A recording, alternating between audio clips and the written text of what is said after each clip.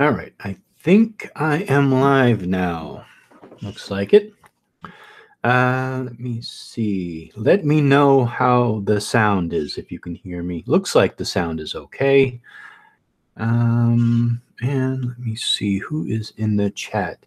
Animist. Hey, Animist, how's it going? Jeremy. Hey, Jeremy, how's it going? Let me see. How am I going to get people in higher? Let me see. I'm going to try posting maybe the link is working now. Let me try posting the, okay, good. The sound is fine.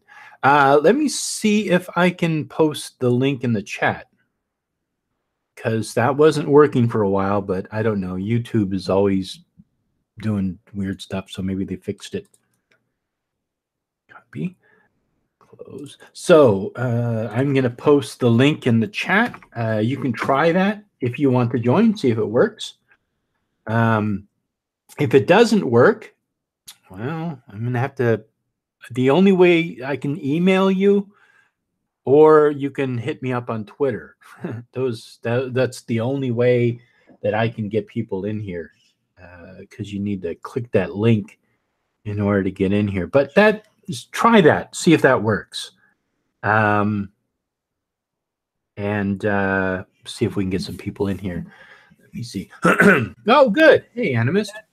Try that. See if that works. Uh-oh. You got to mute me. Oh, okay, good. So that works. Great. Awesome.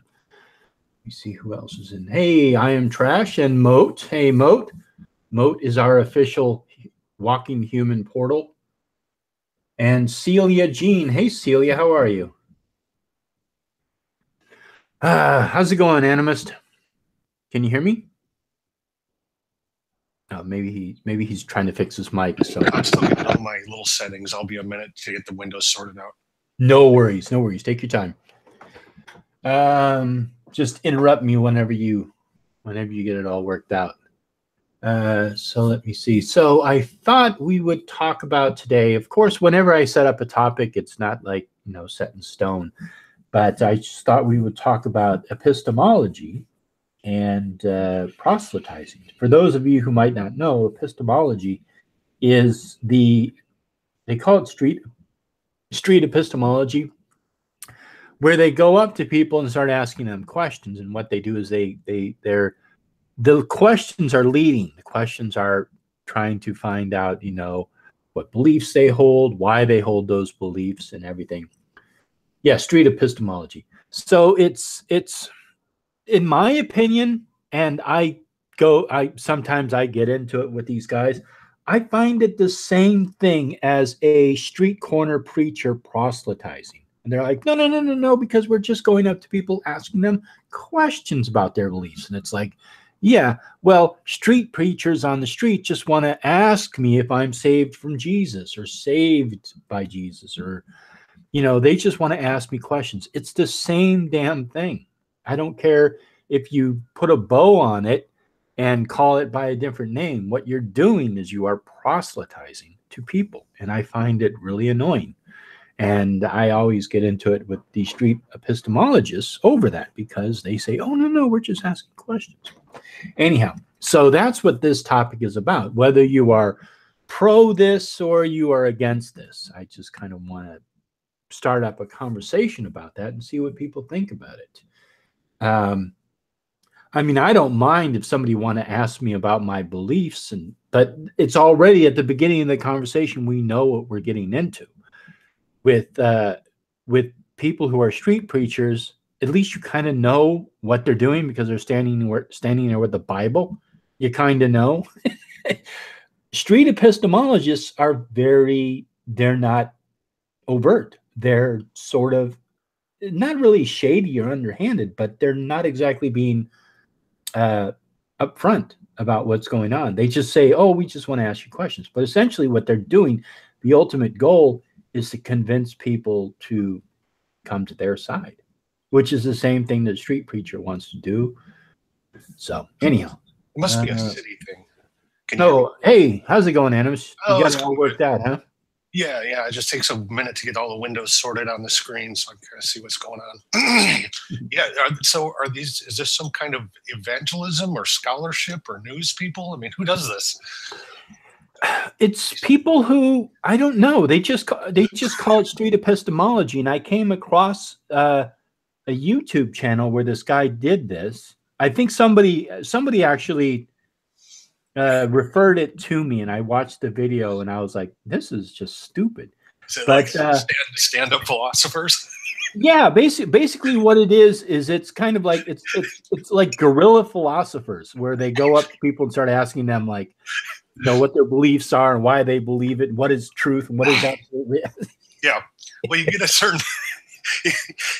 amount of that if you hang out in diners in a college town. I know that.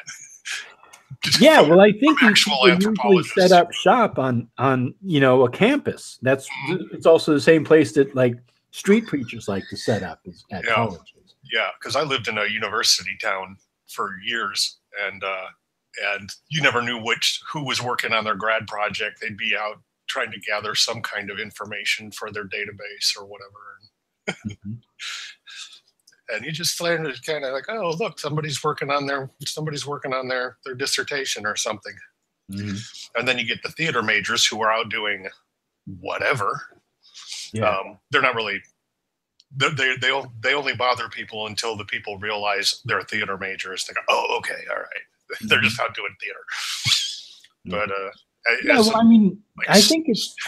I don't think there's anything wrong with striking up a conversation with somebody, even if you have, you know, even if you're doing it for a purpose and it's not like a casual conversation, but at least kind of be upfront about what it is. It's like, hey, can I talk to you about such and such?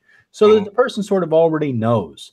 And I mean, I don't think that these people do it offensively or anything like that. I mean, my whole thing is it's the same thing as a street preacher, in my opinion. It's the same thing. It's like you're going up to somebody and you're talking to them about whatever it is, simply with the goal of getting them to convert to their line of thinking, their reason. Yeah, if you've got a back pocket motivation that you're hiding, that's kind of sleazy.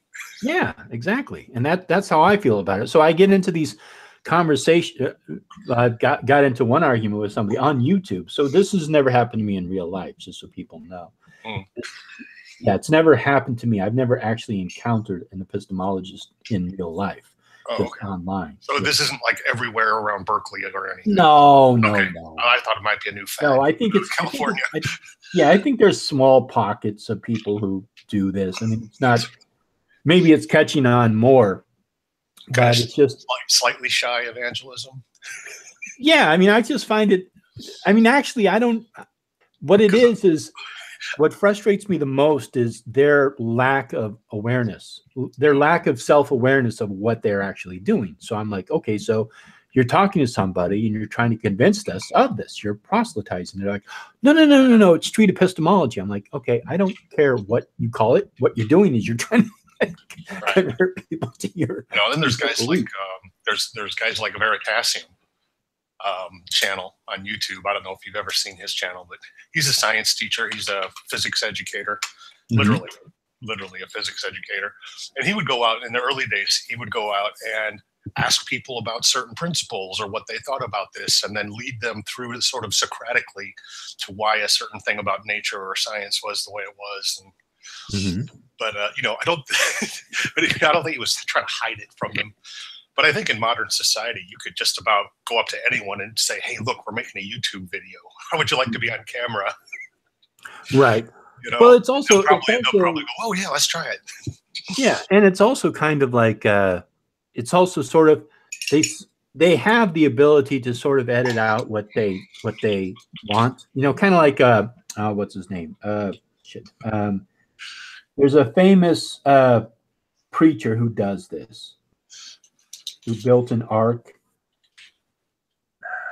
He's an Australian, or no, he's from New Zealand. I want to say Ken Ham, but it's not Ken Ham.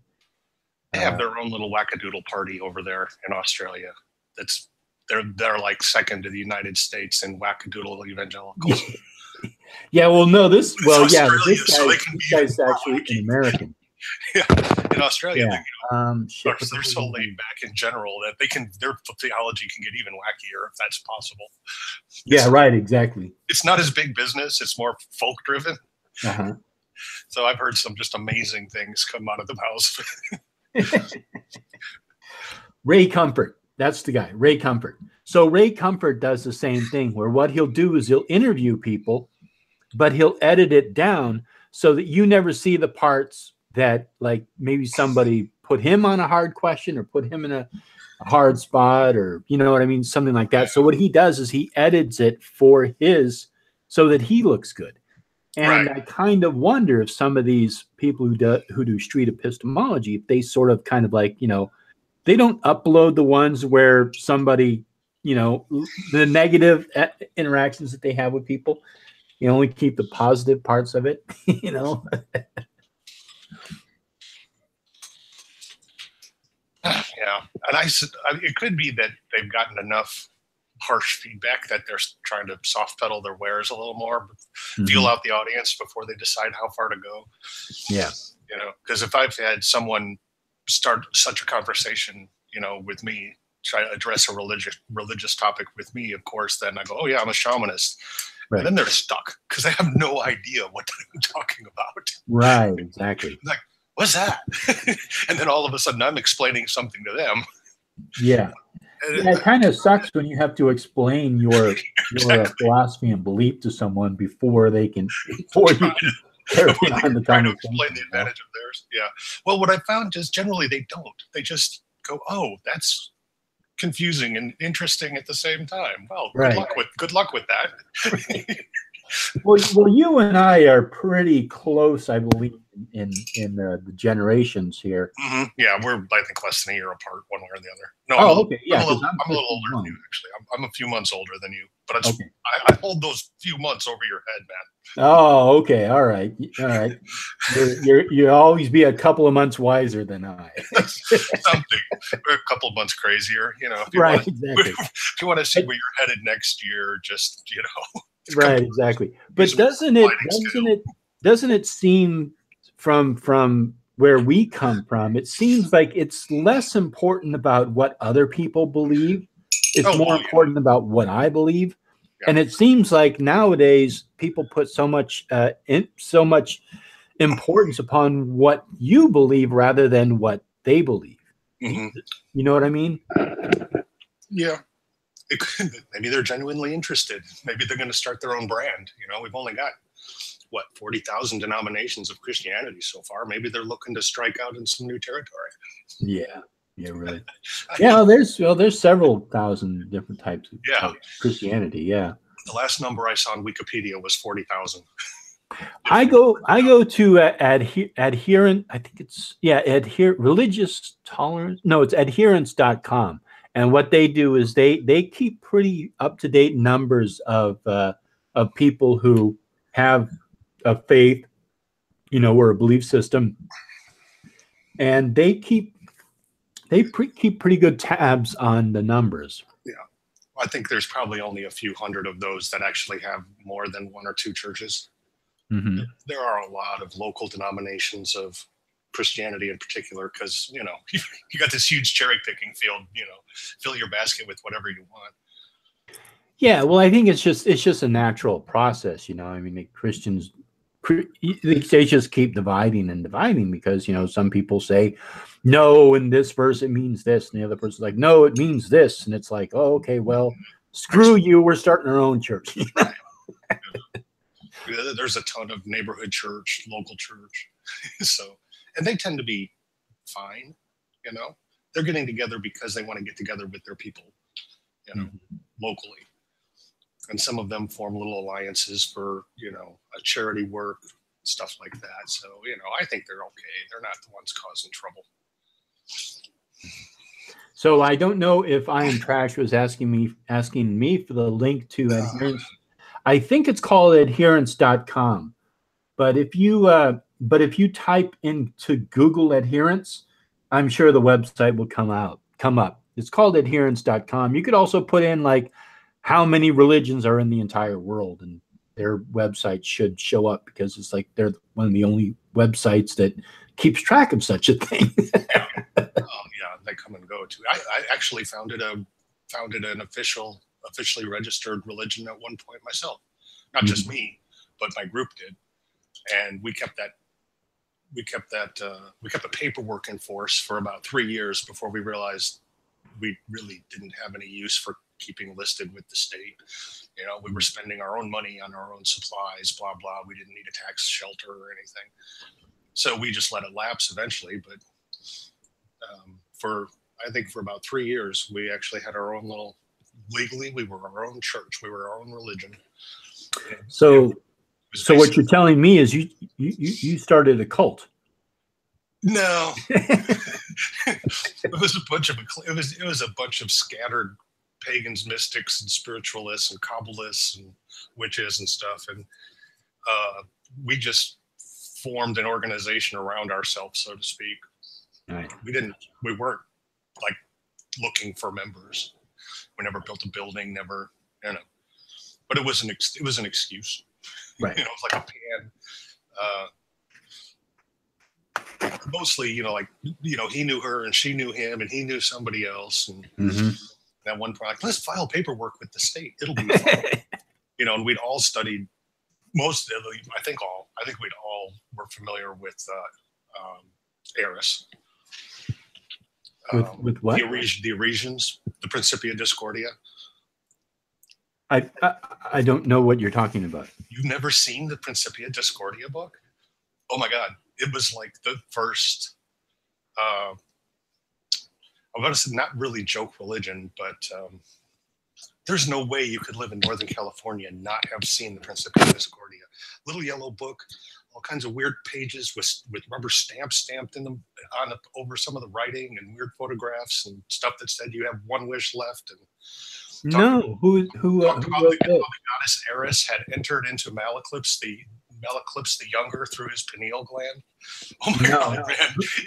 Who wrote it? It was written, well, by Malaclips the Younger. I forget what his mundane name was.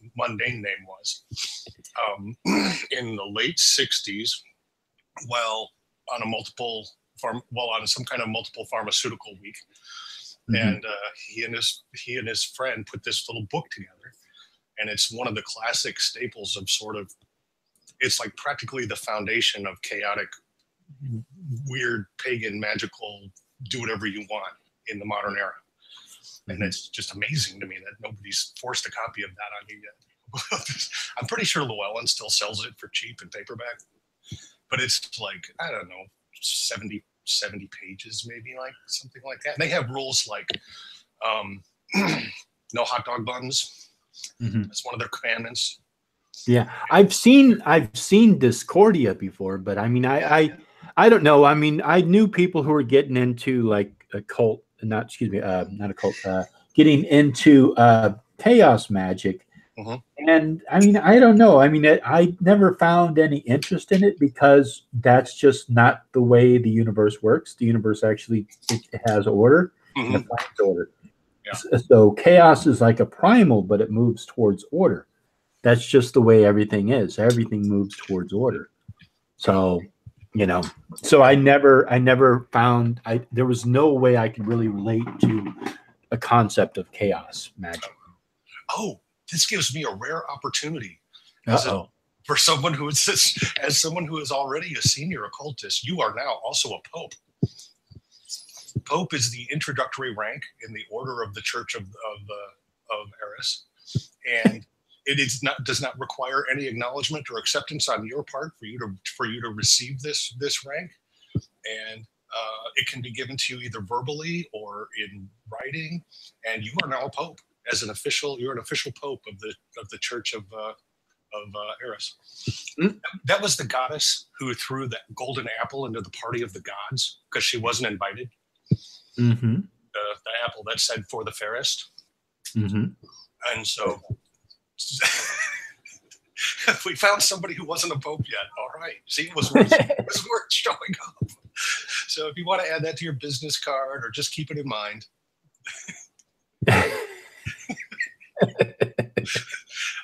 It's kind of have you heard of the Church of the Subgenius?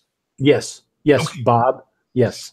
And I don't know much about them, but they were kind of inspired by the Aresians. Mm-hmm. And So that's what they call themselves, huh? The Aresians. Discordians. So who was it who ended up cursing her? Was it Aphrodite? Oh no, but she got away with it. When she claimed that such and such was the more fair. Yeah, that's what led up to that, and it was because the gods were holding a party and they didn't want to invite the goddess of discord. Right. So she showed up anyway, lobbed this golden apple that said "for the fairest" into the party, and took off, having done her damage. And then but then that led to some kind of a competition or bad blood between the goddess the goddess. I think it was Aphrodite, right? Aphrodite, Hera, and Hera. That's right. Might have been Artemis. I'm not sure. And then I get the Latin and Greek names mixed up on them because I kind of don't care. Right. But yeah, so that's what caused the whole lead up story to the Trojan War. Mm-hmm. It's like the hysterical. It's like the backstory for the whole Odyssey and the Iliad. Which they left out of the movie Troy, which was disappointing. Yeah, well, it's hard to take yourself too seriously when you start with a practical joke. Yeah. Go on to spend $200 million on a movie where everyone's taking themselves so seriously. It's like, it's because this chick pitched a piece of.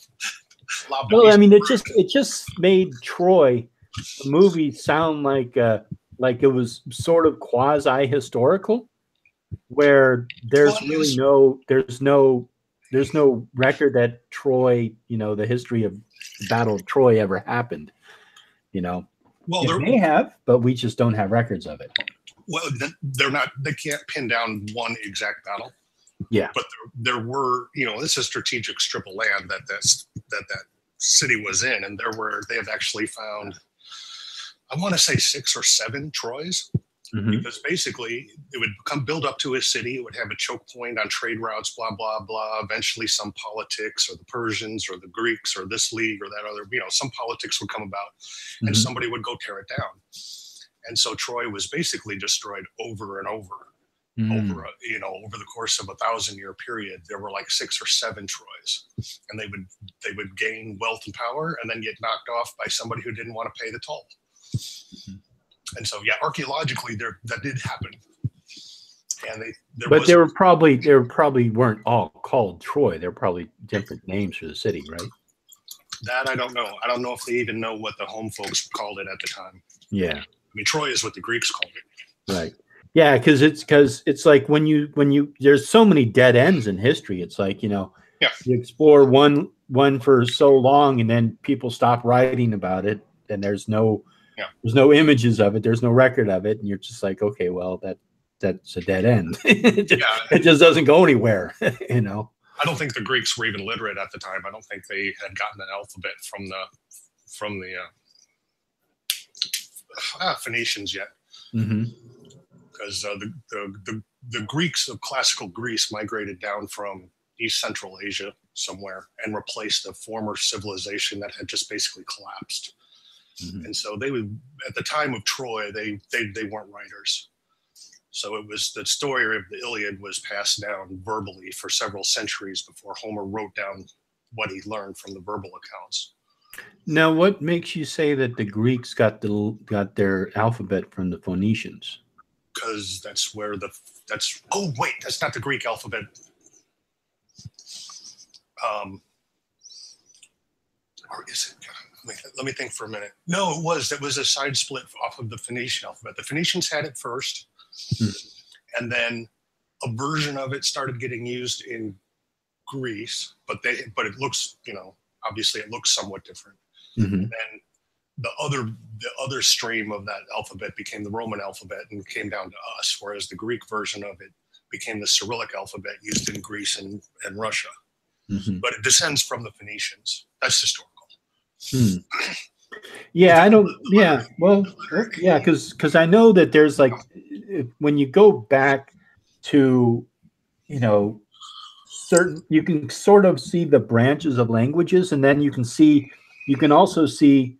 You can kind of like put a timeline of some of the characters that we have represented of various ancient Proto-Indo-European languages, and you can see where some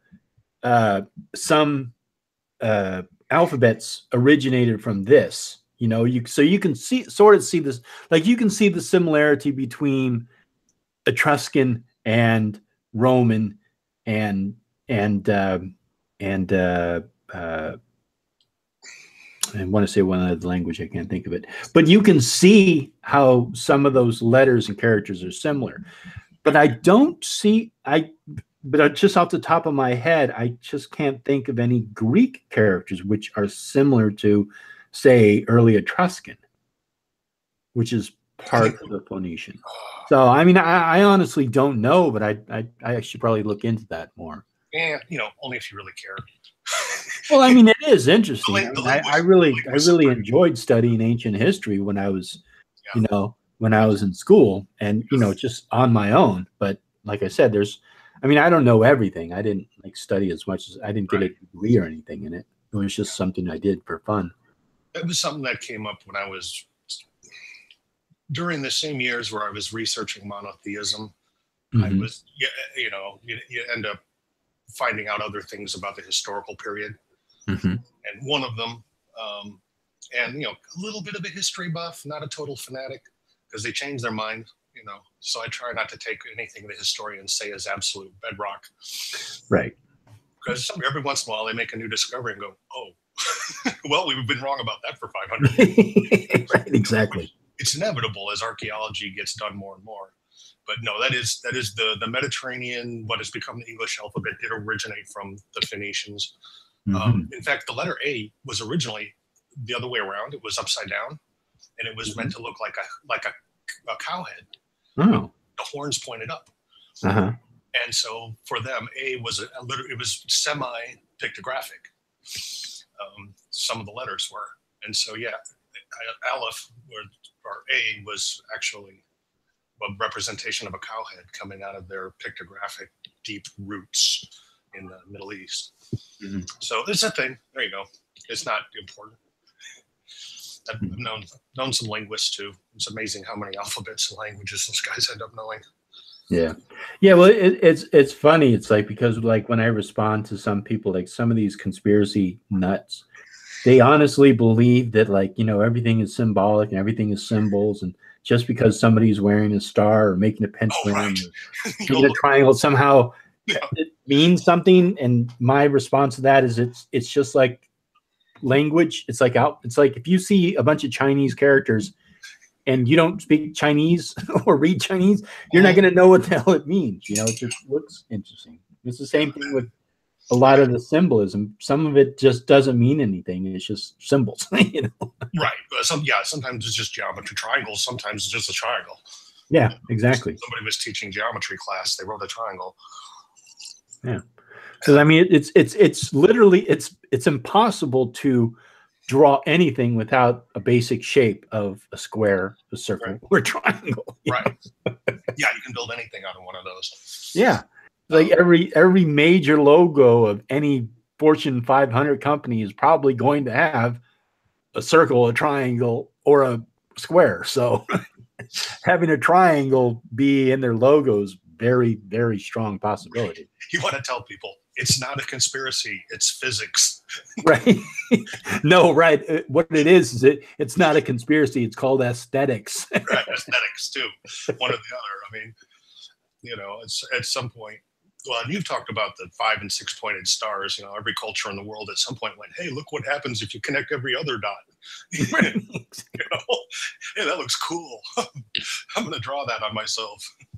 Yeah, and we, you know, we are creatures that find meaning and stuff, and we find patterns, and it's just part of our nature, and so we will project those onto it, and then we mimic nature. You know. Yeah. That's what we get for being mid-level scavengers, evolutionarily speaking. Because like, okay, we can eat anything, but we're also pretty vulnerable. We could be eaten by an awful lot of things. So let's just learn to recognize everything. Yeah, that's the one thing humans do kind of have going for them. We're not as, you know, as linguistically complex or smart as whales, but man, we can do pattern recognition. Yeah, Plains of the Serengeti were a good teacher. Well, yeah, I mean, it's important so you know, like, oh, okay, well, so certain animals migrate this Right. time, and they go towards this foliage or this water or whatever. So I mean, it was important Right. to be able to see patterns and things and understand that. Just, I think any environment where there are honey badgers, you learn to spot that shape. And even the lions are like backing away. Yeah, I've heard honey badgers are pretty vicious. Oh yeah, they are absolutely, positively psychotic. Now, where are honey badgers native to? East Africa. East Africa? A little bit in the Middle East, but mostly the semi-arid parts of Africa. They're not jungle creatures. They're basically a cousin to the wolverine, just a little smaller. Mm-hmm. And there's a ton of, because there was this big honey badger don't give a shit pop video a few years ago. There's a lot of footage, drawn out of nature documentaries and stuff about them. And I've literally seen footage of a grown lion backing away from one. Wow. Yeah. Because they do things like they're built, low to the ground. They're a weasel. They're basically a giant weasel. They're built low to the ground, and their technique for dealing with pretty much one of their primary techniques for dealing with pretty much anything that pisses them off, which is basically anything else that exists other than them, is to charge in underneath the thing's legs, jump up in the air, and bite their balls off. And so, as a result, they really know how to go for soft spots. Mm-hmm. And so nothing wants to mess with them, and they're almost impossible to poison. Their hide's so loose that if you grab one, they can spin around and bite you back. If you and they're can survive anything. They can survive lower caliber bullet shots because their hide's so thick and loose it just embeds in them. So even humans kind of stay away from them, because you might shoot them with a 22 and just piss them off. Right. Yeah, exactly. Well, you shoot almost anything with the 22. You kind of just piss them off. It's pretty random. Yeah. But I guess maybe a 22 rifle is probably I think 22 rifle round is probably much better than a handgun round of a 22. They ricochet farther. Oh, okay. I mean, they do have more penetrating power, but they're famous for ricocheting and hitting something you weren't shooting at. Because I mean, I don't hunt, but if you were going to hunt and take down a deer or something, you'd probably need something larger than a 22. Yeah, that would be considered cruelty to go out with something that lightweight to take down game. That's okay for birds, rabbits. Yeah. Well, I mean, trying to hit a bird with a 22 is you'd have to be a damn good shot. They're super accurate. They're actually 22 long rifles, not a 22 handgun. 22 long rifles are super accurate because they're very small rounds, but they proportionally they can have a lot of powder. So they have super fast bullets. So they fly very flat, very far. So 22 long rifles are actually really good for small game hunting. The problem being that you could shoot something, and if you bounce it off a rock or something, it could deflect and travel half a mile and hit the neighbor kid on the next farm over. Yeah, which wouldn't be good. You got to hit what you're aiming at, I guess, is the rule of gun safety. And then I guess, like, if you're going to hunt like small birds and stuff like that, usually people use shotguns for that. Yeah, they're just messy. I mean, you want to have some meat left. Right. Yeah. Yeah. Not at close range. Right. That's what I mean. But at long range, as a bird is flying past you, or in the bush, then use the small shot and just try to hit 5 or 6 of them at a time. Yeah. I mean, if you sneak up and shoot it from close range, yeah, you're not going to have anything left. A bunch of feathers. Little BBs out of the. You're going to have nothing but feathers with a bunch of little holes in them. Yeah, that's literally the case. Yeah, if you go out with a 12 gauge, you don't shoot at partridges. If you're going after partridges, this is the thing about hunters that people don't realize. You don't just walk out with one weapon and say, "I'm going to shoot anything in the field." It's, you know what you're going for. You know what to use to harvest it. You know what's plentiful in your area. I mean, this is how hunters spend their time communing with nature. It's 90% learning the landscape and learning how to match your tools to the landscape, and then 10% actual harvesting time, or 5%, which is why hunters are the biggest conservators of wildlands. after like the federal government, because they've got a lot of land that they can go out and during the off season and camp in and hang out. And then when they come back, they go, well, it's okay, it's hunting day. Bang, bang, we're home. They don't spend that much time actually hunting. Right. Yeah, that's the good ones. That's the good ones. Yeah, and you got to have a lot of room, because animals need a lot of space to to be able to hunt. Yeah. Do what they need to do. Well, you've got to have sustainable populations. Yeah. I mean, sorry, Jeremy said deer kill cars, not people. Yeah, they end up killing a lot of people too. For those of you in rural areas, that's a big joke. The farther north you get, the bigger the deer get. Mm-hmm. Moose are a major cause of death in Canadian highways. Yeah. Well, you get into that rutting season, and they'll challenge anything, Oh yeah.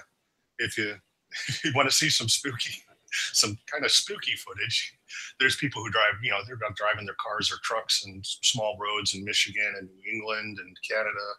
Yeah, a moose will get tired of you creeping along behind them and turn around and charge a pickup truck and literally ram your truck. People have had their cars tipped over by moose. I mean, these are animals that get up to 1,400 pounds. Well, yeah, moose are like the size of horses. They're huge. And nearsighted, and as you said, rutting season, at the flick of a hormone, they become one of nature's great terrors. And they don't get out of the way of cars because bad eyesight, and they don't care. Mm-hmm. A lot of times, someone in like a commuter-sized car, they hit a moose. The moose look like, ugh. Right? Yeah, the moose gets up and walks away. The moose literally get up and walk away, and you're left with a totaled car in the middle of the road. With apparent explanation. Exactly. In fact, a friend of the family when I was little, up in northern Michigan, he's driving down one of these one-lane forest roads, or narrow forest roads in the middle of the night in a Volkswagen Bug.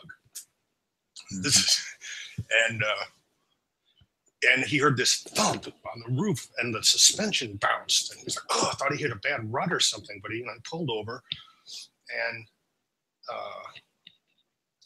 looked at his car and looked at the roof of his Volkswagen Bug was dented in like an inch. And then he looked back in the road, and there was a bull moose standing, straddling the road. And he had driven his, these are narrow roads, had fallen asleep, standing in the road, and he had driven his car under its belly. Wow. Yeah. And the moose just, woke up the moose. And the moose just kind of wandered off into the forest to find somewhere else to go to sleep. That's too funny. Yeah. I see Witchy Jim has had some moose encounters. And that's, they're just huge, Yeah. Well, I've lived in mostly big cities all my life, so I've never encountered moose. I've been, you don't get close to them, but I have been around them, but not lately, 40 years ago. Yeah, most wild animals, if I ever do encounter them, I pretty much leave them alone. It's a good call. Yeah, I had a girlfriend once. We went down to Monterey Bay, or I think it was Pacific Grove, and we were down there, and she, for some reason, she had bright red nails, and she motioned down to a squirrel, like you would do a cat, like, here, come here, Yeah. And so the squirrel went up to her, bit her on the nail, and then then was kind of shocked and ran off, and it punctured the skin a little bit. And I was like, "What are you doing?"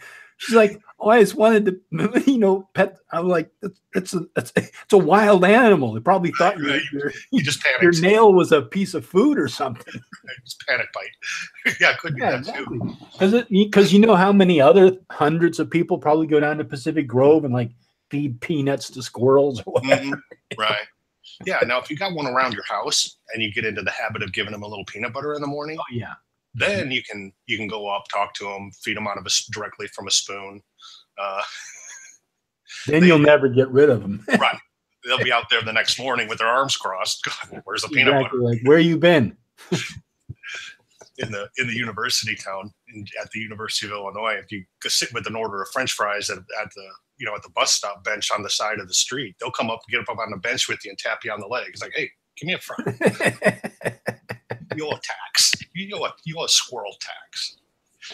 And out in the wild, it's a little, you do have to be more reserved but if you know your area, and that's where a lot of the nature magic comes in. But if you know your area and learn not to disturb it, after a while, everybody pretty much ignores you and goes about their business. Yeah. So just so the chat knows, I put a link in there again. And if you want to join us, you're more than welcome to. Yeah, we can talk about something a little more relevant to. Well, I don't know. This is relevant to my pain. No, there's nothing wrong with it. But, I mean, it's not anywhere near the topic, but yeah, exactly. It's all right. You know how we are. We end up just rambling on. Who knows where the hell we'll take this? Yeah. Given enough free association time, I will end up talking about the critters. Right. Exactly. It all kind of comes back. Got to steer me back towards civilization again. Now I'm under the assumption that you live in a pretty isolated area. You don't live in a big city, right? Well, I kind of do right now. Oh, okay. I mean, I don't live in a city, but I'm out in the sort of semi-overbuilt suburbs. One thing led to another, went off to help somebody with one thing, moved up, went off to do another thing, and maybe moving again. I don't know if I do. I'm going somewhere quieter, but yeah, I'm in the northern Illinois. Okay. Now, have you encountered a lot of street preachers in your area, or are they pretty much not? The Chicago area is pretty darn secular. And their religion is money. It's a business town. And so it's not, religion isn't very in your face, and it's very diverse ethnically and religiously anyway. And so people still joke about the Catholic Protestant thing because there's a ton of people from the Mediterranean and Eastern Europe. So it's kind of like a truce zone almost, I think.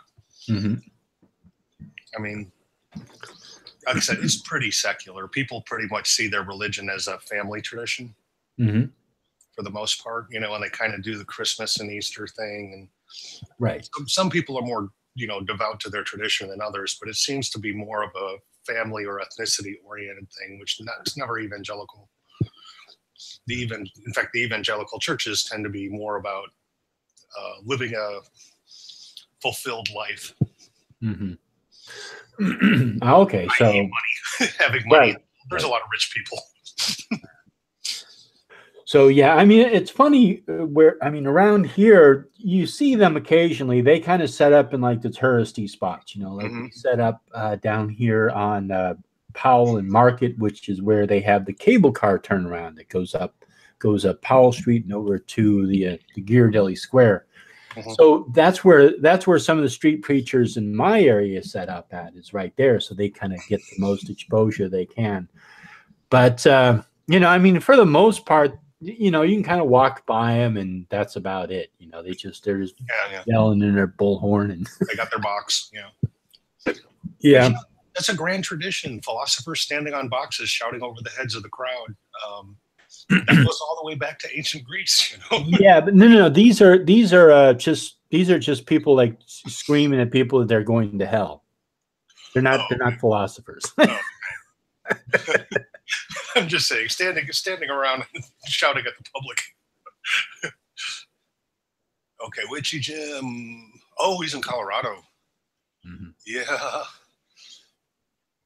Yeah, they got the cougars in force out there in the Rockies. We've got them here in the east, but the government doesn't like to admit it because they don't want to scare the city people. But yeah, one of the cave researchers I knew, who's now in Colorado, as a matter of fact, he went out there to study caves. He was in one cave out in Colorado, and he said he came across cougar droppings in the cave, fresh cougar droppings. Well, he's spelunking, looking for new species of stuff. And he was like, okay, I am not the, and he said that made him realize that he was not the apex predator in this ecosystem. Right. And I think pretty much cougars, they're probably going to leave you alone, right? Yeah, you know, humans aren't their typical prey, and we don't taste very good, apparently. Yeah, because most animals, excuse me, most cats, big cats, they just kind of like, they just leave humans alone. They really don't care unless you come across them and startle them, or or it's a mother and her cub or something like that, or you were standing between them and their dinner, Yeah, and there's also plenty of wildlife footage of like mama cougar having it out with a bear because she's got a cub around her. Yeah, a kid. Yeah, and the bear is probably smart enough to stay away from that cub. Mostly, you get two apex creatures getting pissy with each other. There tends to be a lot of bluster rather than blood. But yeah. But now, if you go up the interstate, I forget the number. You go up as far as Reading, which is just 150, 130 miles north of you. Mm-hmm. When I lived in Reading, twice in 7 years, the good folks of Reading woke up to go to work downtown to discover that there were cougars downtown along the Sacramento River. During the dry season, they start following the water courses, and during the wee hours of the morning, they would wander right into the middle of a city of 100,000. Wow. And then the sun comes up and the traffic starts, and there they are sitting around literally downtown Reading. And the wildlife people have to come remove them back up to the mountains where there's a water source. They'd move them up to one of the reservoirs or something. But yeah, they would actually be in town on the bicycle trails. If you went up to the reservoir or the beaches, there were bear up there, brown bears. Loitering, probably not buying anything. Yeah, just hanging around, eating some berries. Yeah. Yeah, and it really matters whether you get a black bear or a brown bear. Yeah. See, that's when you really live in the bleakest part of the town if you have to worry about cougars. Yeah. Cougars loitering about. Tuesday night again. Monday's night at the pub. Yeah, that word pretty much needs to be retired from natural conversations. But you say puma, nobody knows what you're talking about. Yeah, puma. Or in the Rockies, they used to use the word catamount in the old days of the West, I think. Ooh, somebody pet a shark before. Shark are cool. Yeah, I am trash says they petted a shark before. Yeah, there's plenty of places where they come close to shore. I'm sure everybody could probably pet a shark once. Well, at least, yeah. Yeah. At least the one time. You might not be able to pet them twice. Right. But some of them, you definitely can do it once. Well, bulls, if you can get to them, not bull sharks. Jeez, those bull sharks are the annoying ones. They can handle fresh water. Whale sharks, you can pet them if you can get up to them. They're huge, but they're filter feeders, like the big whales. So there's a 45-foot long shark, and you can literally, if it swims by you, you can reach out and pet it. You're safe. It's eating, algae. Send hellbound up the wilderness trail first. We're gonna use you for a canary. But like when I lived in Panama City, Florida, there were hammerhead sharks that lived technically within the city boundaries, because the city went over a bridge over the entrance to the bay, and hammerheads lived there. And so people would occasionally have one too many, decide to swim across the channel under the bridge and get shark bit by a hammerhead. And hammerheads are less picky about what they eat, so they're actually small shark. Yeah. But then there's other sharks that are far less dangerous. Mm-hmm. Yeah, I mean, sharks are pretty much going to leave humans alone. They really don't care. Sometimes they'll come up and take a taste and go, "Oh, that's not a fish." Well, yeah, I mean, really what it is surfers, they'll go up to surfers and take a bite out of them and then realize that, oh, wow, that isn't food. Right. That's usually about it. Good bites out of Because they look like seals from underneath. Mm-hmm. No. And they're just, that's one of the ways, I believe that's one of the ways that they test stuff out, is they just, because they've been known to bite motorboat propellers. It's like, there are certain species that like to taste stuff to see what it's like. It's like part of their investigation of their environment. It's just kind of nomming on stuff. And they'll usually just bite once and go, yeah, that's not what I was looking for. Right. So looks like, hey, Ani, how you doing? I'm good. How are you? I'm good. Hi, Ani. So I think, yeah, I don't think you've met Ani before, Animist. I have no idea. Yeah. People occasionally exchange their identities, and then I can't keep track. Oh no, there's no. This is me. There's no exchanging identities. Okay. So how's it going, Ani? Good. How are you guys? Doing good? Yeah, being mellow. Putting a little more coconut milk in my drink. Gross. Yeah. Coconuts are the worst. What are you putting coconut milk in? Like tropical drink. Semi-tropical drink. So you're using Sunny D? No, actually, it's just water. Water and vodka. I'm flavoring it with sweetened coconut milk. It's as tropical as I've got it. That sounds disgusting. Why flavor vodka with water? Well, just to cut it down. Right. Okay. No, I don't do shots, man. I'm not a kid anymore. Shots are for kids. Shots are for kids to get in trouble with. But my stomach. I don't even drink hard alcohol at all anymore. Yeah, I just use it as an ingredient. Yeah. Because anything that's over about 12% alcohol, I might have an ulcer. So I cut it down to about the strength of wine. There has to be a middle ground between vodka, water, and coconut milk and doing shots. It is. I think it's called a pina colada. Yeah, exactly. I'm not as active as I used to be. I have to cut down on the amount of empty calories in my empty calories. If I sit here drinking juice all night, that's 500 calories I didn't burn off today. Oh, don't tell me you're counting calories. Well, I had a couple of injuries, and so for the last year and a half, almost 2 years, I've really been much less active, and so I do have to pay attention to my empty calorie count because it's just getting into middle age here. The knees and the ankles don't want any more weight on them than they need, and I got to worry about that. Middle age blood pressure. Getting How old are you? Are in the deep end of the pool. He's no still longer middle life. I don't know. I could go long enough to call this the middle part. I turn around and see the Grim Reaper every so often. Yeah, he comes by, waves. Hold on a bit. I got a couple more years, buddy. Back off. I'm in my 50s, Ani. Okay. So That's middle age. I can still have some treats, but I have to moderate. Man, Go ahead. just go with the theory. You're here for a good time, not a long time. I'm trying to do both. Yeah, really, exactly. Have a good time as long as you can. That's what you want to do. I think it's just the idea of vodka and coconut water.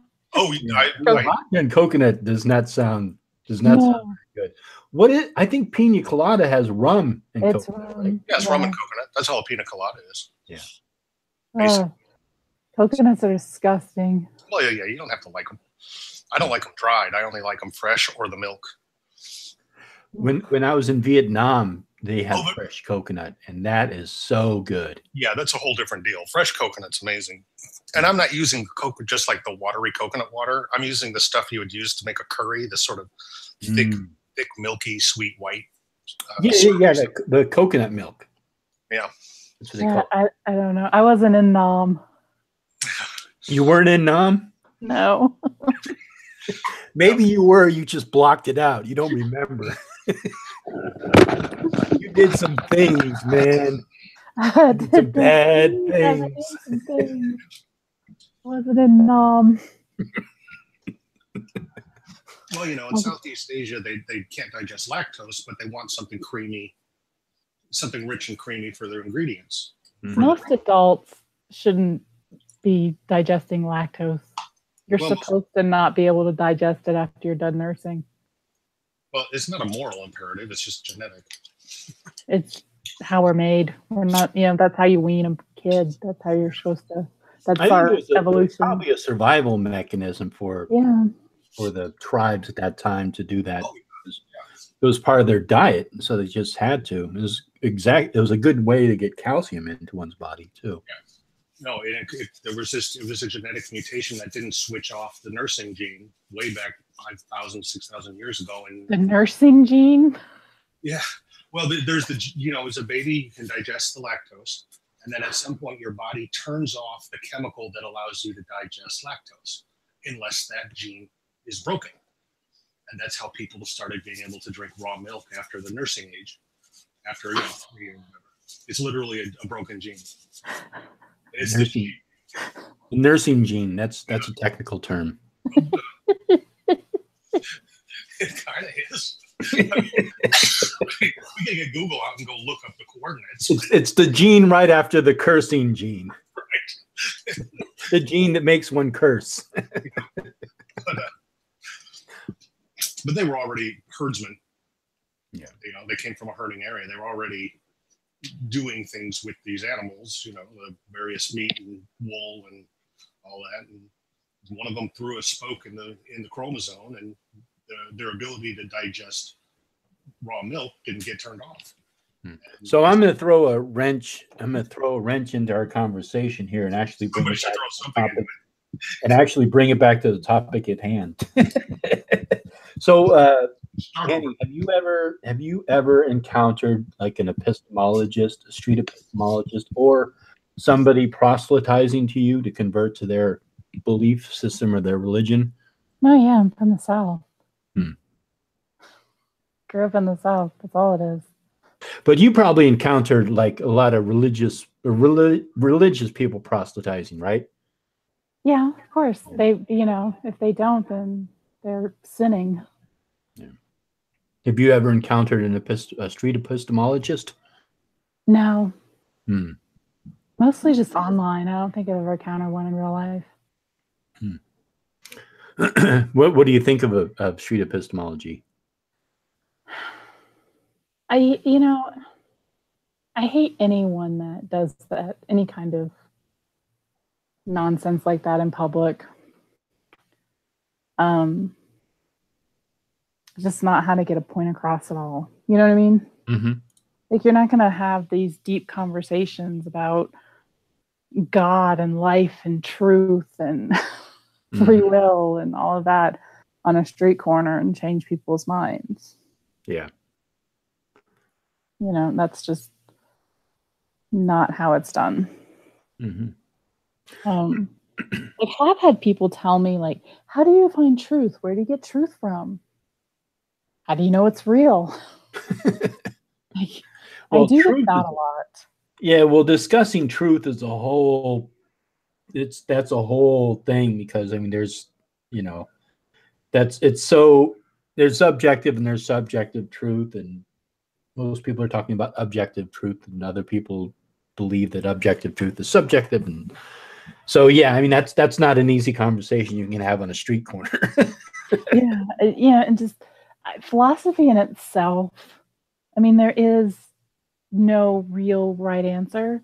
You can argue with someone to death and both be right, because they're read the same thing, and one person sees one thing and the other person sees the other thing, and there is no, okay, well, this is the answer. And that's what drives me nuts about it. One person's going, this is blue, and the other person's going, no, it's soft. And you can have that debate for a long time without ever reaching consensus. Well, it's funny. It's funny when people get at odds with something like that, you really find out that often at the heart of what they're talking about or what's driving the conversation is the same thing. It's just that they're approaching it from a different angle. So it's like one person says it's blue and the other person is like, no, it's teal. And so it can be that much of a difference. And then sometimes you get people who are like, no, that's black, and oh, no, that's white. And they're like completely at odds with each other. So it's really funny. And, and it's the whole, how do you know what you know? And how do you know what you know is true? And how do you choose which facts to believe and which facts to reject? And they're all man-made, so it's all just, why bother?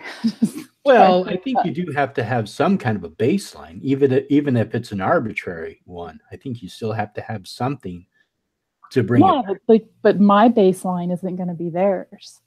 Yeah, that's what I'm saying. Like you can argue with someone to death about it, and it doesn't. None of it matters because you're both right. It's a whole, Big Bang versus whatever string theory. There's no way to prove either 100%. So you're just going to argue and go around in circles until forever. They do get to sell a lot of books about it along the way. So philosophy is just such a ass raping. It's just tell us how you really feel about it.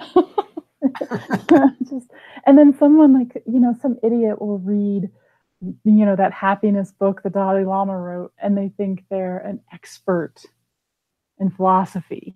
No, you read one fucking book. Do you realize people have been, studying this for like 40 years of their life, and they still have no clue about any of it? Yeah, but in their defense, people like that, no matter what book they read, they're suddenly an expert on that. Like you could read a book on like Toyota car repair, and suddenly you're a mechanic. True. Just that mindset, I hate it. They actually have a name for that. It's called the Kruger-Dunning effect now. And it has to do with confidence. When you know just a little bit, you become very confident very quickly. And then as you learn more, you basically learn how much you don't know yet. And then your confidence in yourself goes right back down for a very long time. And then but if people are just idiots, their confidence is not affected by how much they don't know. That's why, it really is like the old saying, ignorance is bliss. Stupid people are really happy people. They're not going to accept, and study this and go through it. Like they know they're right. They made their point. They read one book. They're good to go for life. Yeah, there was a way that I looked at it, and I don't exactly remember where I got this from, but I come from the position of there is more that I do not know than what I do know.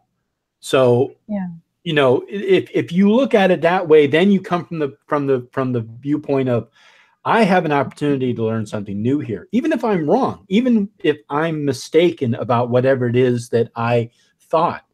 If I come across somebody who can convince me of something and then give me a whole reason for it, or give me some kind of a background for it, basically to show me that I'm wrong, then it's not so much that I'm stupid or I didn't know about it. It's like, here's an opportunity to learn something more, to expand my knowledge.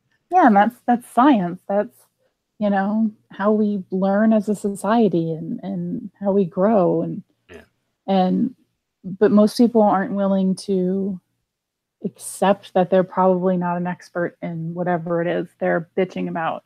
Because when you start with someone and you start from a point of view that they don't know as much as you do about whatever, they're going to double down and they're not going to listen to you. And they're just going to hold on to whatever it is they believe. And you could have God himself come down and tell them differently, and they're not going to accept it because this is what they believe. They don't want to be wrong.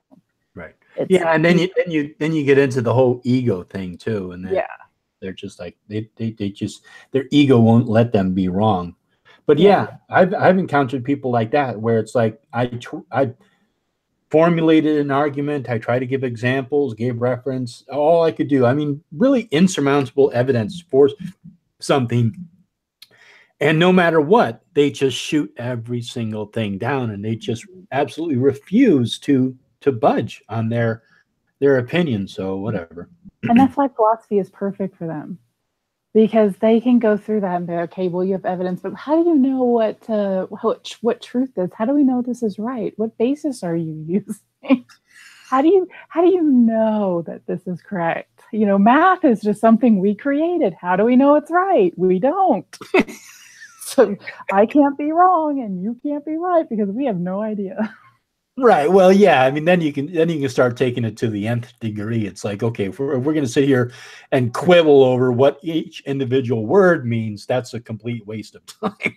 It's because Jordan Peterson does it all the time. Yes. Right. I see it so much now, and I just want to slap people.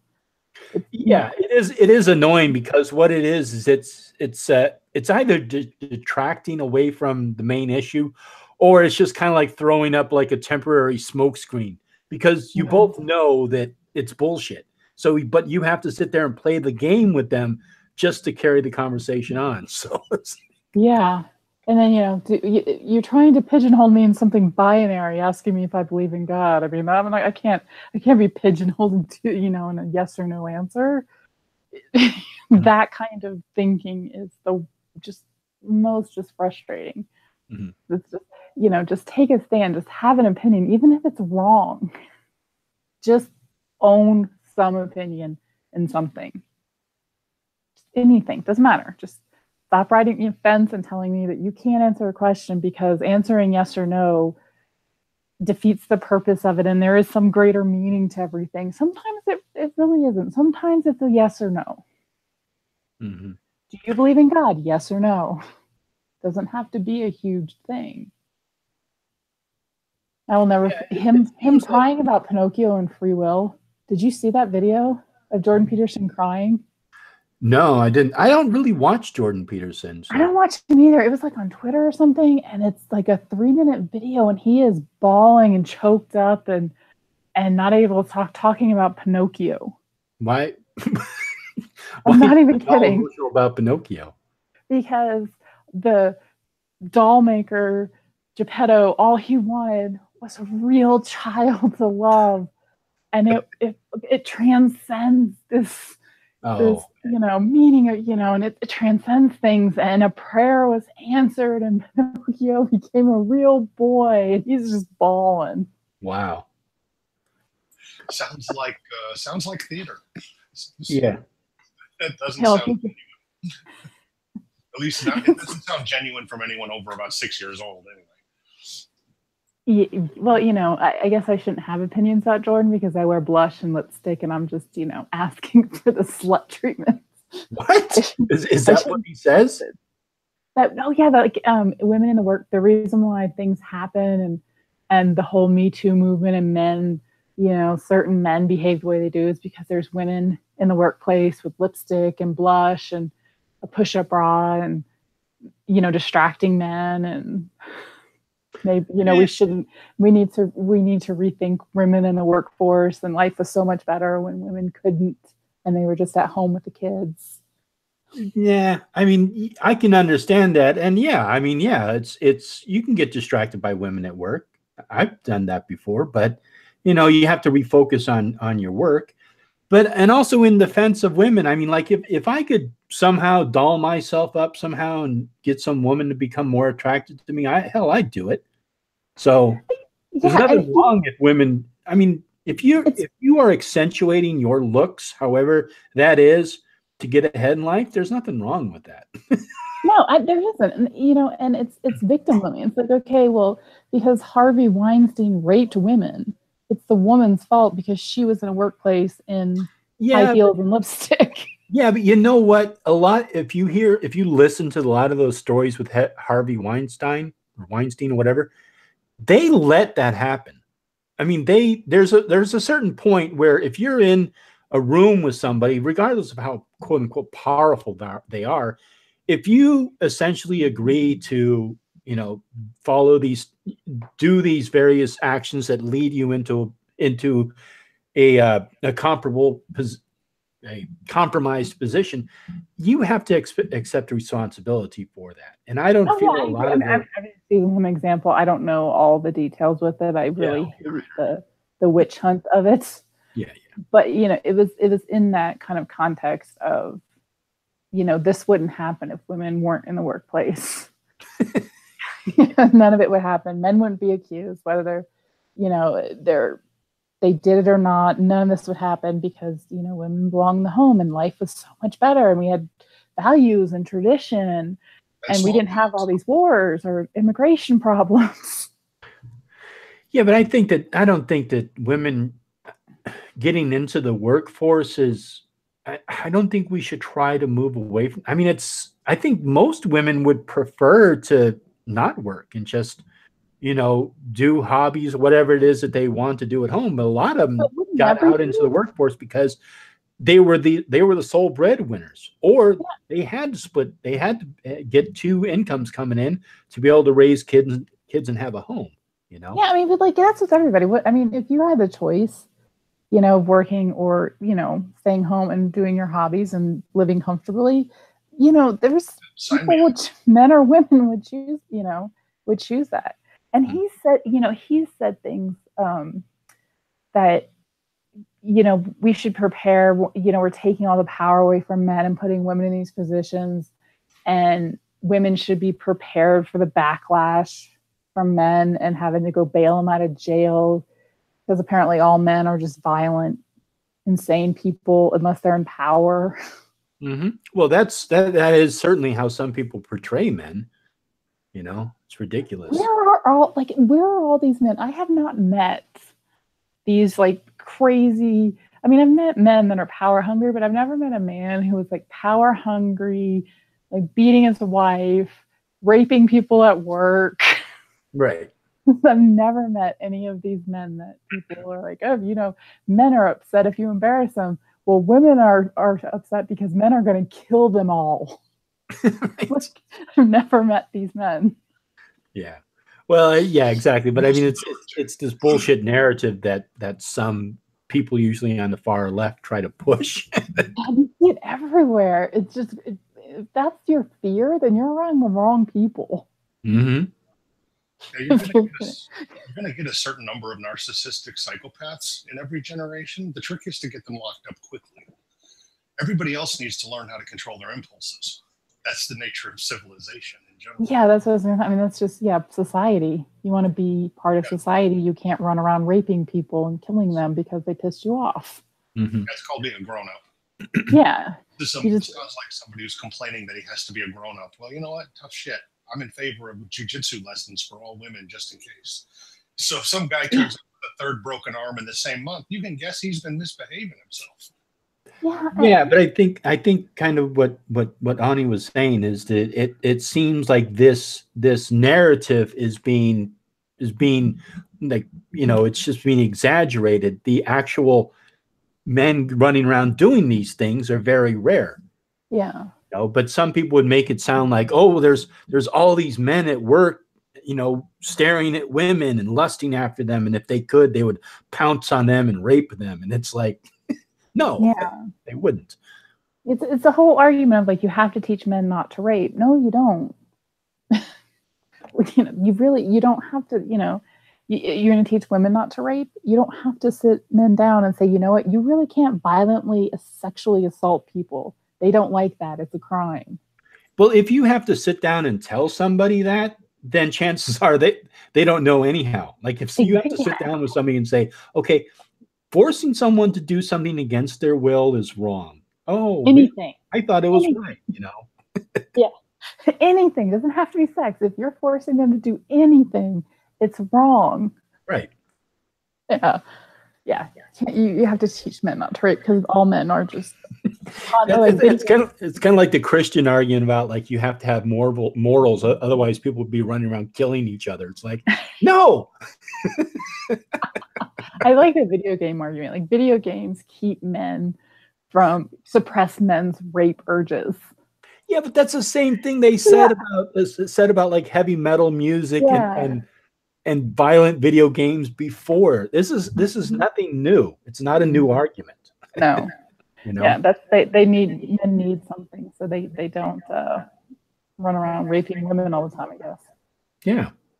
I mean, it's kind of like the people that believe that like if women show too much ankle or too much leg, men will get lustful thoughts in their minds. It's like, if they're lucky. Yeah, right. Yeah. I mean, you could be an Amish watching a girl like completely dressed in rags churning butter, and you could get excited. You know, I mean, it's the thing is, their ideas, their thoughts. Right, exactly. Their thoughts. And, you know. Maybe, I don't know. I'm thinking about maybe in the Middle East, they have to teach them, you know, it's in certain places in the Middle East, they probably have to tell boys that, you know, just because daddy rapes, they can't rape. Well, you have to tell them once when they're 8, and then after that, it's a crime. You know what I mean? Yeah. Because in the same way, you have to tell kids not to hit each other with their blocks. Your first rape, you get out of jail free card. That's it, buddy. No, you're supposed to have this conversation before they hit puberty.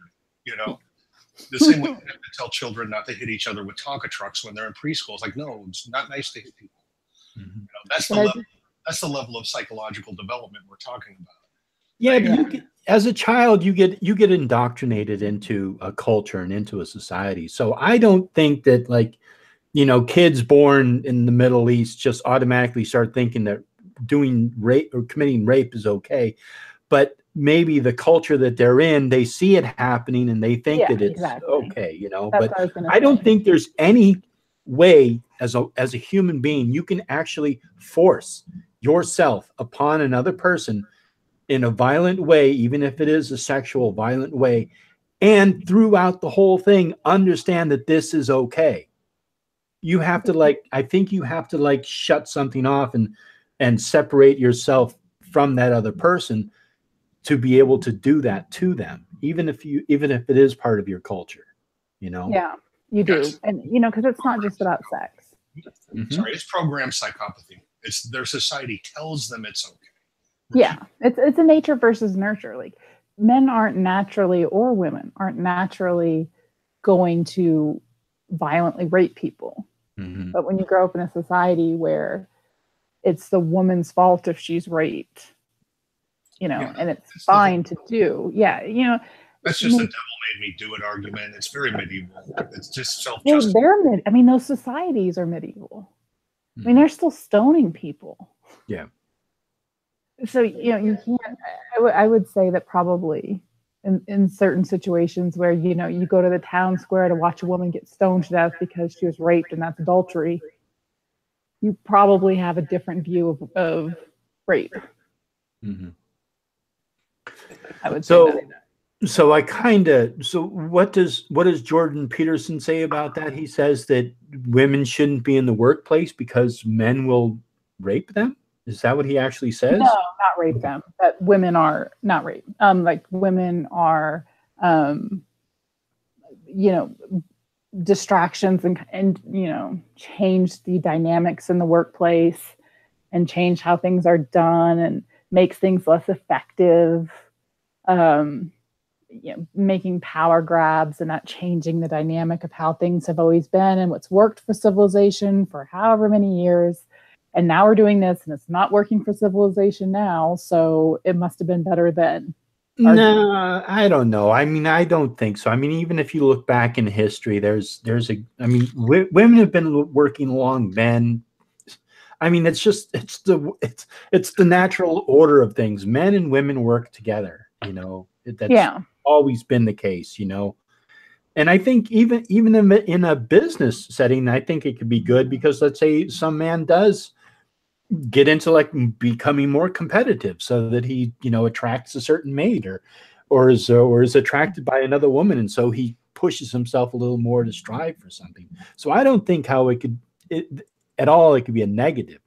And I think trying to say that this is like something new that we've been doing in the past 50 years is complete bullshit.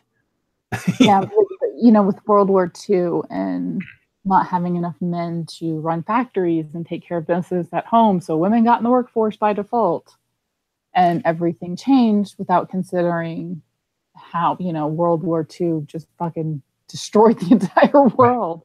Everything. Well, and also during World War I and World War II, you had less men, so a lot of women started filling the roles that men were. They were the ones who, you know, built the aircrafts, built the tanks, you know. Just fine at that. They had no problem doing that quite competently. Yeah, I mean, Rosie the Riveter is perfect example of that. You know, that was a quote unquote typical stereotypical male role that women had to fill. Yeah, and you know, and society's problems aren't based on what sex is holding what job. Mm-hmm. You know, there isn't, if we had a female president and she was a competent, intelligent female president, you know, it wouldn't be because, you know, everything wouldn't be perfect just because she's a woman, just like everything isn't shit because Trump is a man. Well, and I always feel like, to be fair, I think everything would be okay for the first 28 days.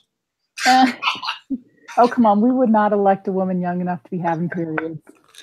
She'd be postmenopausal and fabulous. We'd only have to worry about getting into a war with North Korea once every month. That's so about now. That's about average rate is now. I remember reading on election night, somebody, like a comedian tweeting, you know, great. We went from like World War II to, you know, war declarations to nuclear war starting because Trump tweeted that, you know, Kim Jong-un or whatever was fat. Mm-hmm. And I remember thinking how ridiculous that was.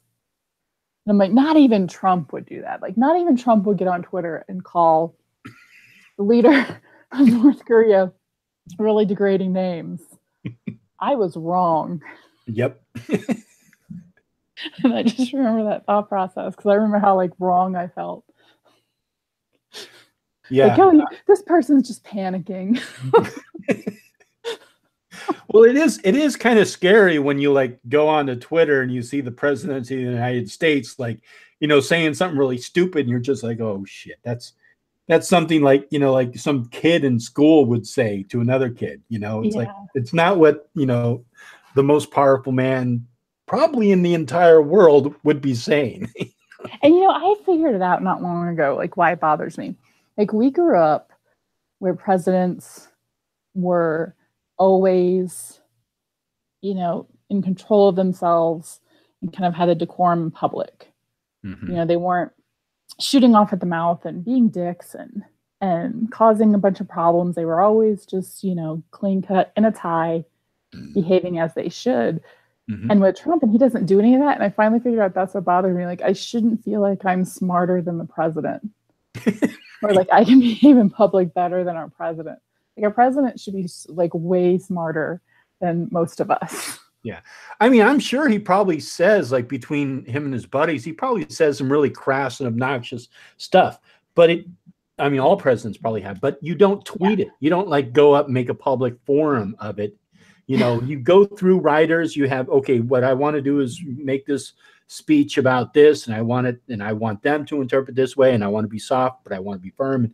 And so they will plan out a speech. You know, they'll have writers working on speeches for a long time.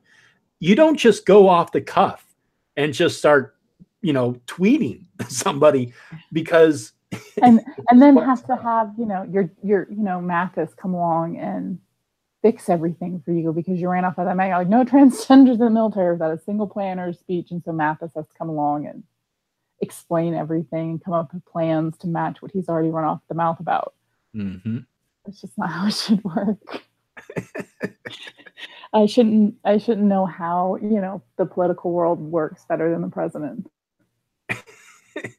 Just, that shouldn't be a thing. Yeah. And also with your Twitter record, you're not one to talk.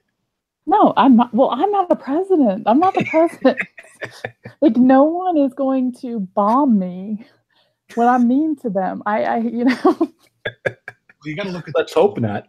You got to look at the target. Yeah, too, exactly.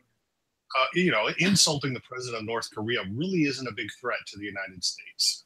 They've got one boat floating off the coast that can wipe out that entire government if they want to. And the North Koreans have no way to fight back. Really don't. So that's a pretty safe psychopath to insult.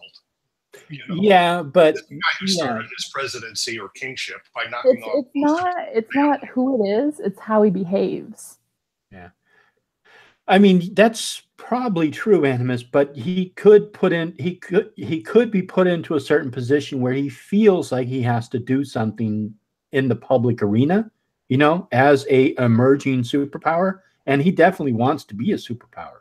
I think that's the whole reason why they did nuclear bombs. So, you know, so they have one, so they can say, Okay, now we're a superpower. Now we have a nuclear weapon. Now if somebody attacks us, we can attack them. So you can put him into a position where he feels like he has to do something, and that can be really bad. You know, you want to stay tactful. Well, he's a psychopath. He's going to do whatever he can get away with, no matter what anyone else says. That's not a matter of motivating him. He's a psychopath.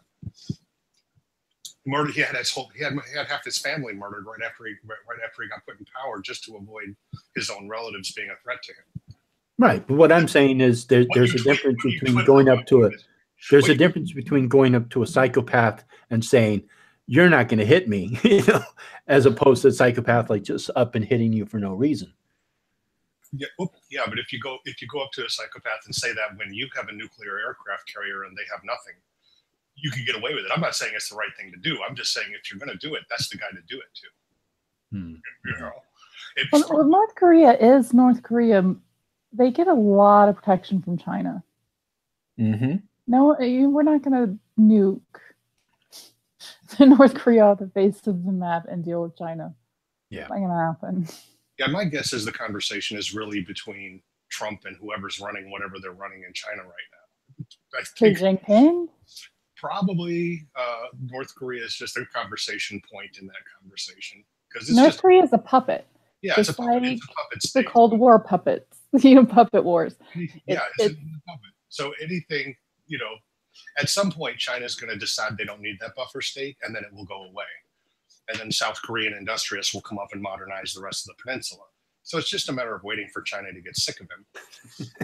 Honestly, yeah. That's all of our other, you know, all of our other wars during the Cold War for, you know, nonsense fighting Russia through Afghanistan and everything else really worked out well for the world. We didn't fuck that up at all. Going great. We didn't arm and train just tens of thousands of mujahideen. We didn't do nothing. We didn't basically build Al Qaeda. We didn't do it. Wasn't us. Yeah, the whole Middle East thing is just, you know, I mean, if I could go back in time, I'd just be like, you know what? Just let that fucking rock, let them fight over that rock. Don't, you know, this whole oil thing, forget about it. What you guys want to do is I want to introduce you to Tesla. Okay. Yeah, here's some solar panels. Work this shit out, guys, because it's going to suck. That whole issue will solve itself with solar panels. Yeah, it really will. In the next 10 to 20 years, that whole issue will solve itself with solar panels, and suddenly it will once again not matter what those what rabid hillbillies in Assyria are doing. Yeah, I remember watching Desert Storm, and they had lit all these oil fields on fire. Yeah, and I remember that, and I remember thinking to myself, I go, good. We need less oil. So I really hope that those just burn out, because we really need to stop relying so much on oil. The Iraqi state does that too. Whenever they're pushed back out of somewhere, they light all the oil wells on fire. Mm-hmm. Yeah, because they know that it helps them out, because it drives the price up, because America will buy the oil along with other countries in the world. Oh yeah. But mainly America, and we've got an IV hooked up to the Middle East, and it's directly in our veins, you know. Ridiculous. Oh yeah, we have and we didn't, we America and the West didn't make Islam, but we sure as fuck funded and armed a lot of the worst part of it. Just did not think any of this through. Yeah. Not even a little bit. Well, I think they were concerned about the Middle East way back when. I mean, back in the 60s, I think they were aware of it. But I mean, we just really tried to control it. We tried to manipulate it, and turn around and bit us in the ass. Yeah. You know? Well, just overthrow your leader and put this guy in charge. It'll be fine, everybody. That's working out great. Better yet, what we're going to do is we're going to give you a lot of firearms, and then we're going to train you how to use those firearms. Yeah. Elaborate on the funding of what? Is this the denial that America has funded most huge chunk of the terrorists? We trained al-Nusra in Syria and gave them weapons and bombs. so they could fight the regime. Yeah, I don't think we'll be able to cite any sources because that's. No, it's public. You can research it yourself, though. It's public. Obama, like, it's public information. Yeah, it's Obama and Clinton did it. They funded al-Nusra and the rebels to fight the regime and train them. The CIA trained them. Yeah, I think you would have to you would have to look up Oliver North and Iran-Contra deal. That would probably be the best place to start your to start looking. Oh yeah, Reagan's. What is it? What is this Monday, Thursday surprise? What was it? Huh? What's it called? It was Reagan's like something day of the week surprise. I don't know what you're talking about. No, the Iran-Contra thing. Yes. Like, he set it up and then like either got elected and closed and didn't do anything about it until he was inaugurated or something like that. Well, Oliver North was the commanding officer who had done this. Oh, I was just talking about the name that the media used. She's talking about the 1980 thing where the Iranians weren't negotiating with Carter because he was potentially an outgoing president, and there was a situation that Reagan encouraged that as the most likely next president, that they would get a better deal from him. And as soon as he got in office, they settled. Yeah.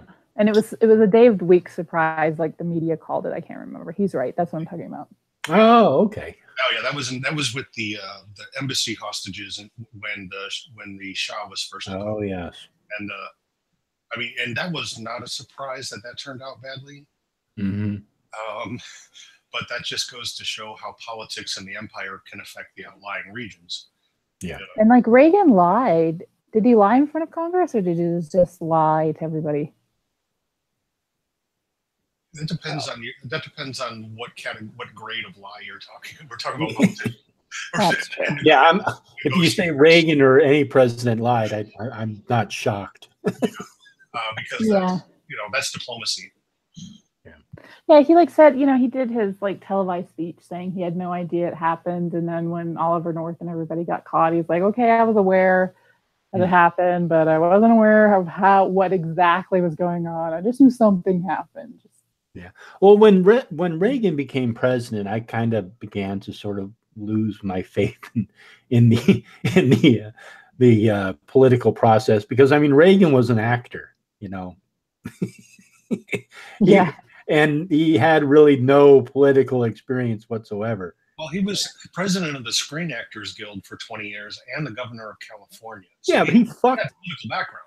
Yeah, but he fucked California because basically he defunded all of the mental institutions in California and just said, okay, let everybody out on the street who's not going to harm themselves or others. So you had all these people suddenly flooded out on the street who couldn't take care of themselves. Yeah, were not mentally capable of taking care of themselves, and they rotted out on the street if they couldn't be taken care of, got gangrene and died. So that happened nationally about that time, not just because of the feds, but the states themselves gave up their responsibility for the welfare of the mental patients. That happened. Yeah, but it started when Reagan was governor of California. Yeah. It was under the excuse of budget cuts. But that happened in a lot of places for the same reason by different state governments. And, you don't have the kind of winters there that we have up here in the north. And an awful lot of people just died in the snow because they forgot to take their medicine and wandered off into a field. It was tragic. Yeah. Well, there's parts of the country that if you're homeless in Chicago in the winter, you're not going to make it through the night. It gets so cold there. You're not going to make it. It was really practically an execution in the cold states, and the state governments were totally complicit in it. That was something they did to cut budgets in the mid 1980s. And I lived in a town for a couple of years that had a state mental health institute that just got defunded by the state, and anyone who wasn't criminally insane, anyone who, like you said, wasn't considered a danger to the public, they were just put out. Yeah. And they died by, across the country, they died by the hundreds. These were people who were on on prescription medicine so that they could, schizophrenics were just set loose in the streets because they weren't violent enough. Yeah, schizophrenics are known for their ability to go get their medicine and take it regularly when not forced. Exactly. Great plan. They'd assign them a weekly appointment with a counselor and never keep track of them, and they just disappeared. And it was very sad. Yeah, that is. I didn't know that. That's fucking ridiculous. And everybody sucks his dick. Like all of these like hyper conservatives worship Reagan. He didn't say AIDS in public for 6 fucking years. Like he let it spread. He did a whole bunch of like really terrible shit to people, including what you're talking about. And everybody's sucking his dick because he's the greatest Republican. It happened in places run by both parties. It was a way to pull money out of service to the public. And it didn't matter what party was in power. I mean, Illinois is run entirely by the Democrat Party, and they did it just as ruthlessly. It's just ridiculous that he's put on a pedestal like by so many people. Yeah, I mean, Bush was, in my opinion, like if I was going to Bush judge which Republican presidents were the best, I would think the Bushes were not that bad. Bush W was fucking awful. He will go down as one of the worst ever. All right, we'll name. Okay, what did he do? He lied about weapons of mass destruction to invade Iraq, destabilize the entire Middle East, and cause the immigration crisis we're facing today.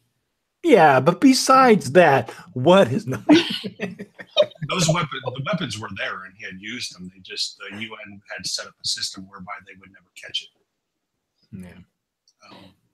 Well, I don't know. I mean, I mean, yeah. He did not like I have love the weapons Bushes, of mass but destruction. I think that Bush was at least better than Reagan. But I don't know. But I think by halfway through Reagan's presidency, he was pretty much the kind of like Roosevelt was during the end of his presidency. He really wasn't in charge of much. I think Nancy and George pretty much did the second term for him because of his medical condition.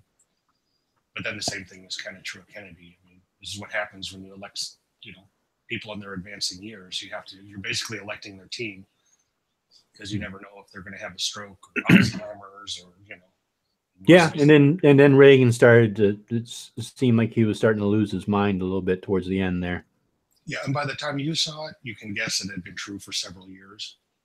I mean, Roosevelt kept getting reelected with the public not knowing that he was wheelchair bound because they thought it would make him look compromised. Yes.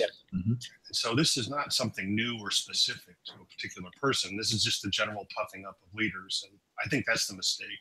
The idea that the leader needs, people not being honest with themselves about the condition of their leaders. But then when you go to vote, you have to realize you're voting for a team. You're not voting for that one charismatic guy. You're voting for the people he's going to surround himself with. That, so the question is, who does he pick to be his team? Mm-hmm. Does anyone else find it a little ironic that Roosevelt could get away with being paralyzed and no one noticing, but Hillary has a coughing fit or whatever happened with her, and everybody thinks she has has Kuru, the brain eating disease, or the cannibalistic when you eat in Papua New Guinea, the tribe. Right. Yeah. I'm not making that up. That was. There's a disease you can get from eating undercooked. Yeah, it's Kuru. That makes you laugh yourself to death. Exactly, and everybody was like, when she was being weird and she was coughing and she was just over exaggerating all of her expressions, everyone had diagnosed her with Kuru. The president who no one knew was paralyzed got away with it for fucking 4 terms. And the president who coughed too much and made exaggerated faces, and everybody's like, she's got Kuru and Parkinson's or something. Oh my goodness. Yeah, but I don't think that that's what it actually is. Yeah, I think she just has a lot of enemies that she can no longer sweep under the rug.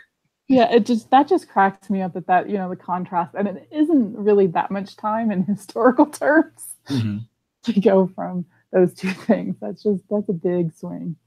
Yeah, I mean, I think she just pushed herself. I mean, she's getting older, and maybe she does have some kind of a mental illness or something like that that's affecting her. She had a pretty bad brain hemorrhage, intracranial bleed when she fell.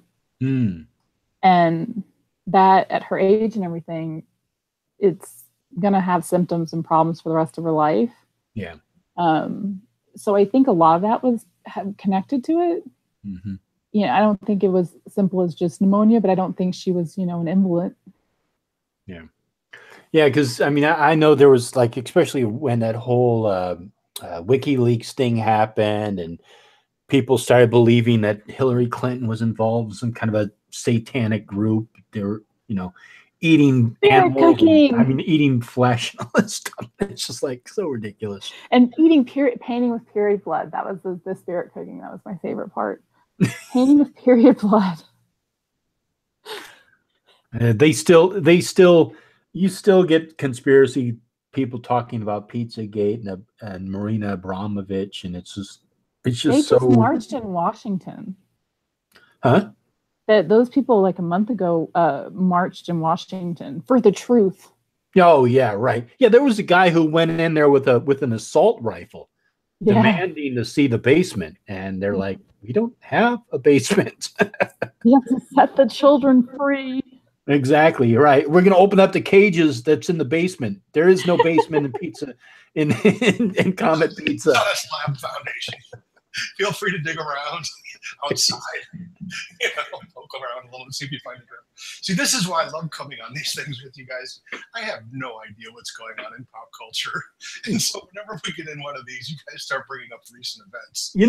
The funniest thing that recent events is like that they ever had for Comet Pizza was that the swirly icon looked similar to what the FBI labeled as a pedophilia symbol for whatever reason. No. What about the handkerchiefs? Remember that? They had the handkerchief with the drawing of the map. Pizza. Yeah. And you had it, if you had it a certain way on your body, it was like you were ready to fuck.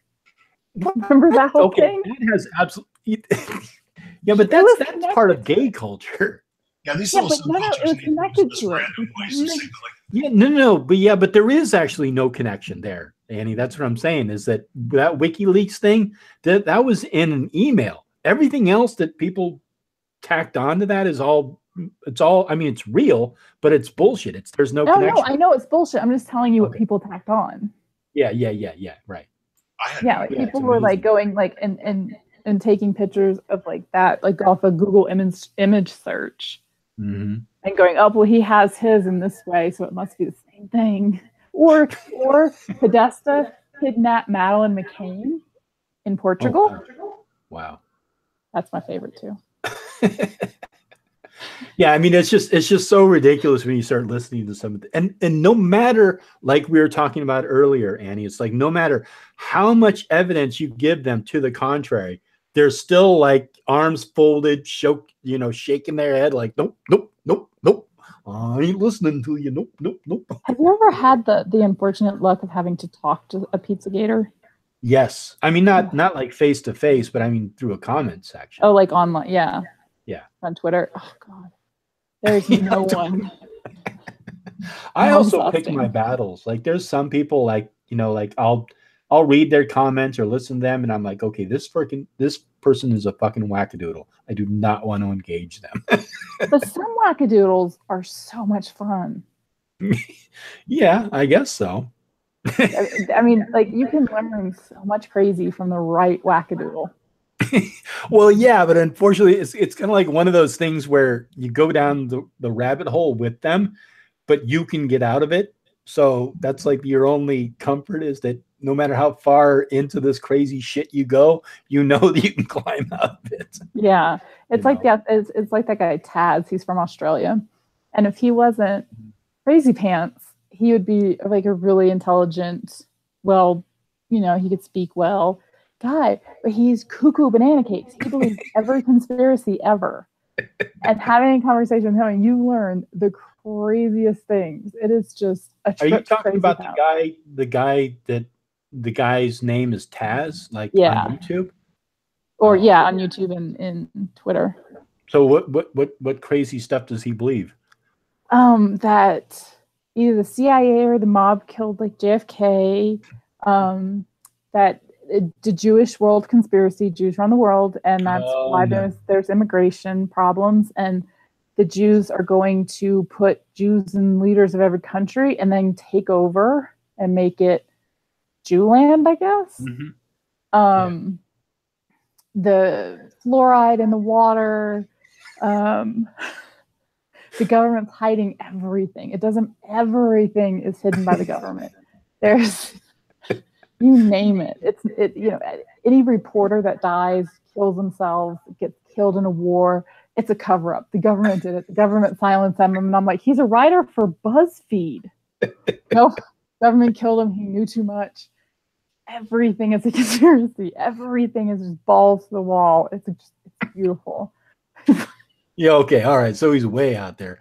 Yeah. The whole Jewish conspiracy thing. I mean, I got to redo that video because I did a little crappy. I mean, it didn't mean to be that way. What happened was I had actually a much better video and I had to trim it all down because I kept getting copyright strikes from Disney and one other one where they completely blocked it.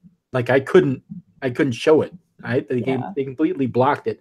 So I had to cut it all down. Then when I cut it all down and put it back up, it was like, I got to do a better video on it. But yeah, that whole protocols of the elders of Zion is such an old conspiracy.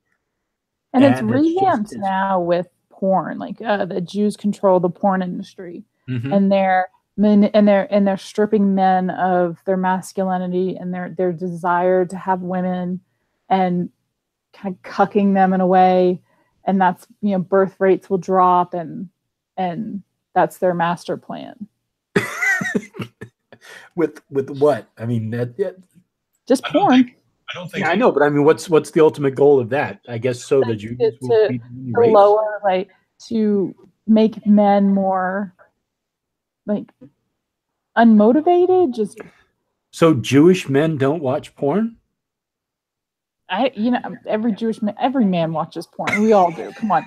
But the conspiracy is that Jews run the porn industry and they're doing it to strip men of their masculinity and their manliness. They have a bunch of like pussies running around. They're easier to control and don't have as many kids. And apparently this person has no idea what the actual overt purpose of pornography is. Right. No, Mouthy Buddha has like a 3-part series on it, and his like second video of the Jewish question is about porn, because he is, which is really weird for like a former insane drug addict, but he is anti-porn because he believes that it takes men's manliness from them. And so he has this Jewish question video about porn. And he just keeps repeating, like, why would all of the Jews control the porn industry? What do you think they want from you? There's such a huge hole in their arguments. It's like, well, what about those people who are Jewish who would essentially be affected by it? Like what you're saying, that, nothing but white, straight white Christian males watch porn. It's like, no, every race of males, including Jews, watch porn. Even women watch porn. It is.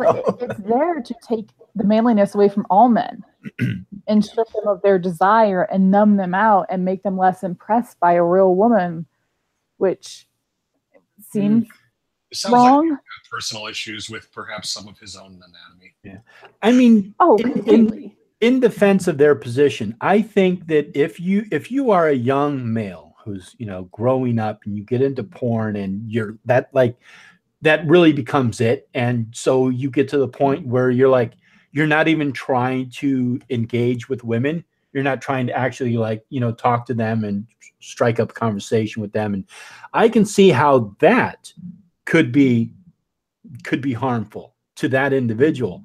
But I think for the most part, I don't think that most males get that wrapped up in porn. Some do. Some really get wrapped up into it.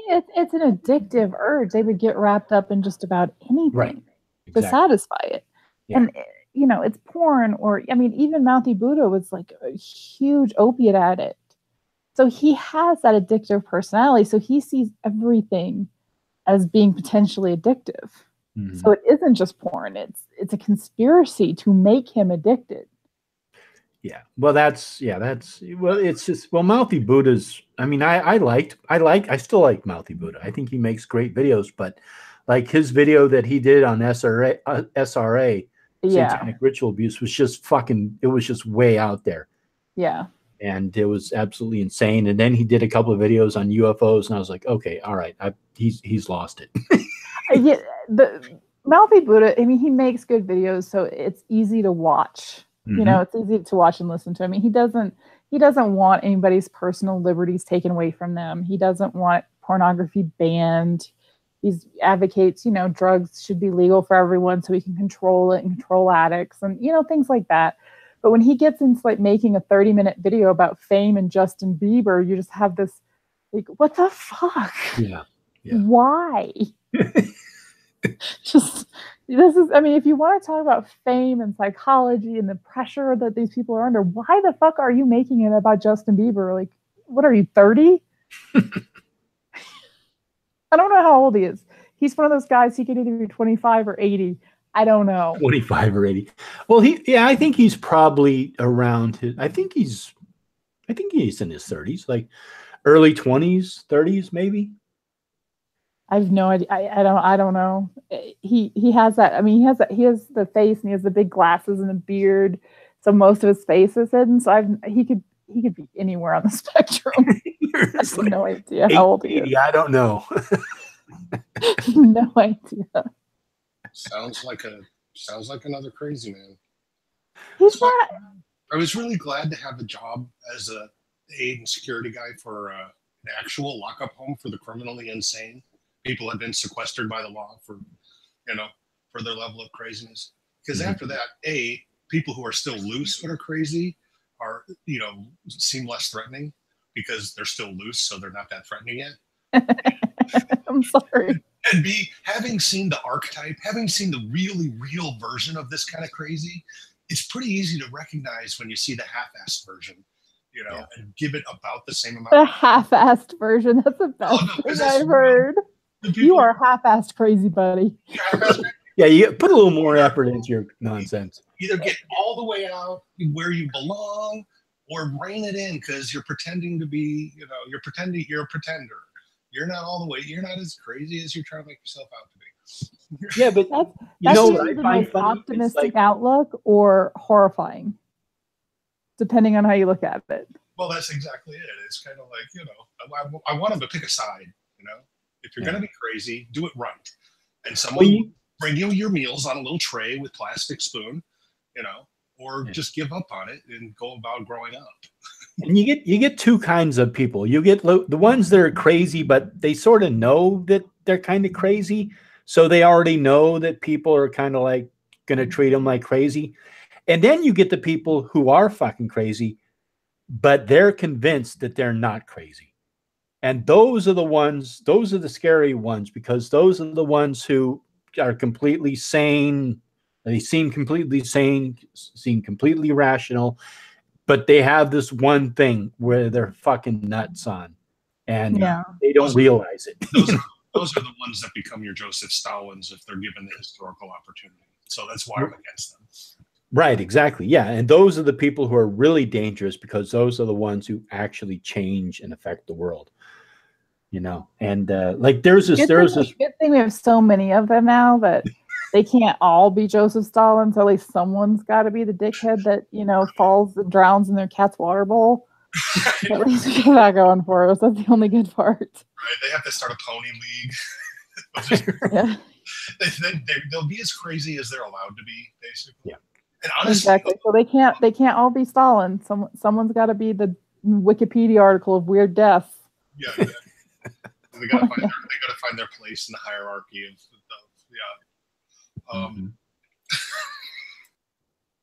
Now you broke me. I read the Wikipedia article of strange and unusual deaths, and one woman had an allergic reaction when she tried to have sex with a German Shepherd and died. So y'all just think about that.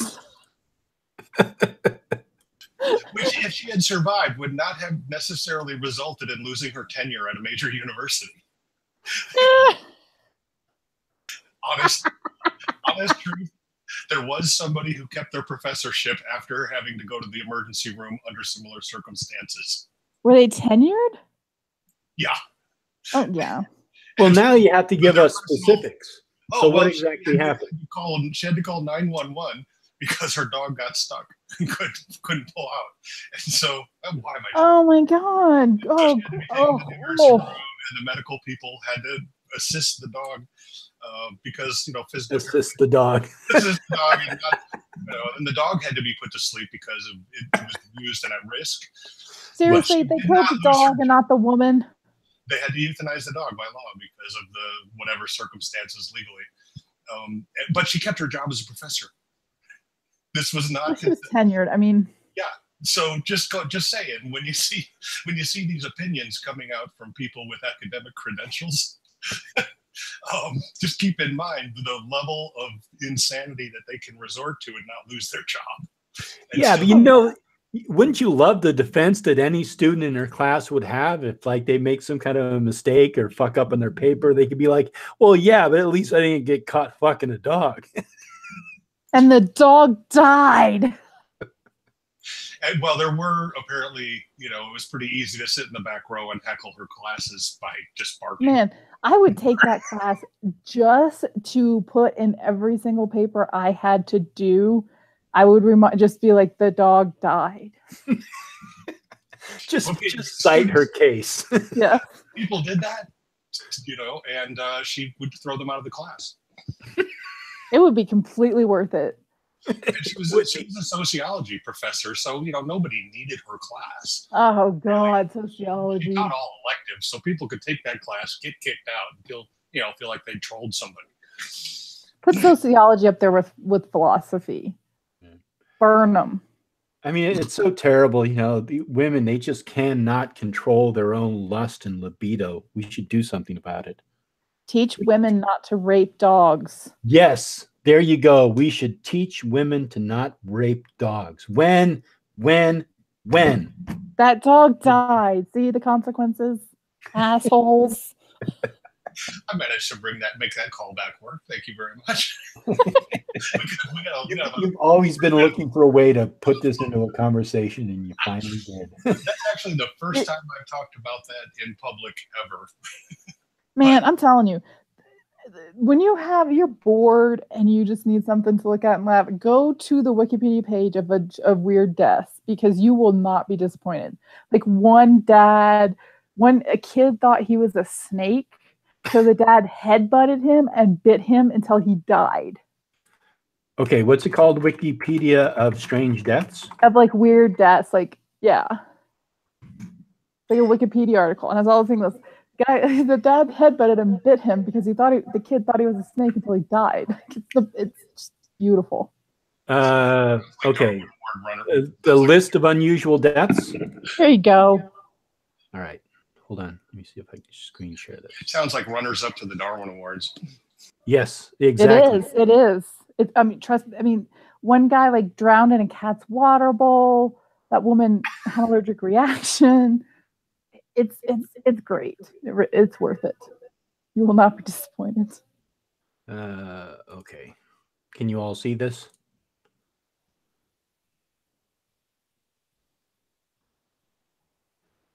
Yes. I don't know if you guys can go to modern. Huh? Go to modern. Oh, go to modern. Yeah. Well, the old-timey ones, you can't prove anything. It's all weird stuff. So Renaissance, 18th century? Yeah, like modern ones, like the 20th. Well, let's see. 1954, a William Starr, a 13-year-old died when a circus clown swung him around by his heels. Ouch. Clement, let's see. Clement Van, whatever, a lawyer and Ohio politician defending the man accused of murder, accidentally shot himself while demonstrating how the victim might have accidentally shot himself. Acquitted. His client was cleared. That's committing to a cause. Your Honor, he may have shot himself this way. Oops. Oh, man. What could a jury do after that? I mean, I don't know. You have to dismiss the case and refile it and try them. I would think, because the jury would be contaminated. Like that's in more ways than one. Yeah, they would have PTSD after that. Yeah, really. Contaminated in multiple meanings. You know, they're like physically, forensically contaminated the case. Oh, here we go. This is your neck of the woods. Alan Pinkerton, the founder of the Pinkerton Detective Agency, was in Chicago, Illinois, when he tripped on the pavement and severely bit on his tongue. His tongue became infected with gangrene, ultimately leading to his death. Wow. Wah, wah. Yeah, really, that's just bad luck. 1903, an unnamed person was beaten to death with a Bible during a healing ceremony gone wrong in Honolulu. Wow. They call them Bible thumpers for a reason. Why do they call it Bible? I don't even know why they call it Bible. Because the preachers would stand at the pulpit, you know, where they talk from. Yeah. And they literally take a copy of the Bible and pound it on the pulpit or pound it on their hand to emphasize their points. Yeah. Oh, I went to Catholic school. It was really quiet. Well, they had rulers, you know, right? Oh yeah, I got hit with rulers. See? Yeah, exactly. But it was part of the cadence of the Southern preacher, and if I get out of the laugh zone, I could kind of fake it for you. But they literally have a style where they tell you what. Oh yeah, I know. Yeah, yeah. They would literally use the Bible like a drumbeat. Like at Black Church, that's what they do at Black Church. Well, it was common across the Southeast. Yeah. Black church is the best church if you have to go to church. Yeah, there's a lot of people who say that it's more fun because they know they're engaging in theater. You know? They're happy. Black church is the happiest place. I've only been to just one time, and it was fun. It was obviously theater. People were having a good time with it. They sing and dance. Yeah. Yeah. I think that's great. I think we need more of that. People need their exercise. They need to get their feelings out there. Exactly. I agree. It's a good time. Like such a production. Yeah. But they love it. Like it really is. And like the thing also with Black Church, they are so much less judgmental and so much more welcoming to people. And I don't know if it's a universal thing. It is in the South. You know, it's just very, you know, just come on, let's just dance and we'll worship Jesus. Let's go, guys. So it sounds like you've been to one, huh? Yeah. Yeah, I was raised in the South. Wow. To all the churches. Yeah, because I mean, I've never been in one. I've been in a Catholic church, but you know, it was it wasn't like a quote unquote black church. You have to like kneel and stand and kneel and stand and sit and sing and kneel and stand and I don't. Yeah. Catholics are really boring. I just want my wine and crackers. Okay. Actually, when I lived in Panama City, this is back in the 80s in northern Florida, so technically Bible Belt, not Disneyland. I know. I'm sorry. That's how people describe Florida. You know, Bible Belt or Disneyland. Yeah.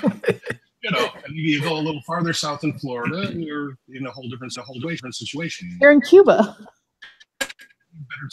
Yeah, and you know, government documents are printed in Spanish first.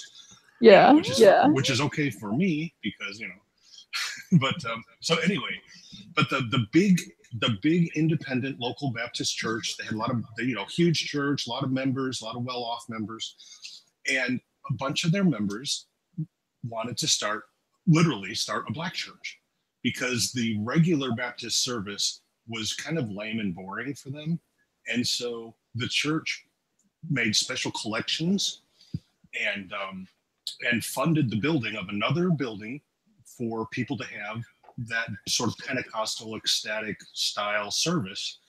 And it was funny to hear the pastor. I was visiting them regularly at the time. And it was funny to hear the pastor talk about it. It's like, Black people are welcome here, but apparently we're not very exciting. So we're taking collections to help build a separate church where there will be a more exciting service for people who want to have that. And, do you see how terrible white people are? They're just boring. What's worse than boring?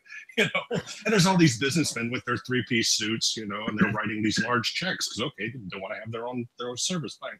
And but the main pastor made a point of saying, and apparently boring people are welcome to, paraphrasing him, boring people are welcome to go find out what that's like.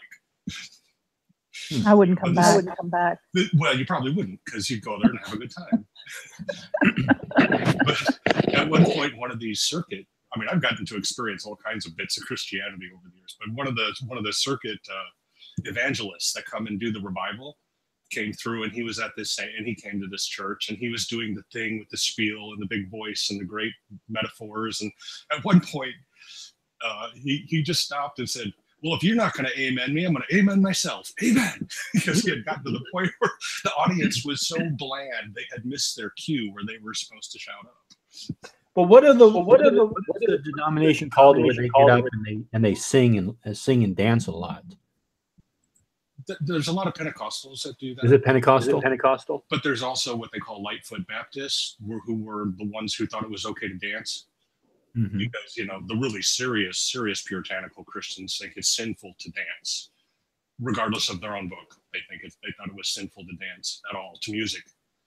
There's ultra-conservatives. There's ultra-conservatives in Scotland who won't allow musical instruments in church because they say God was meant to be praised by the human voice.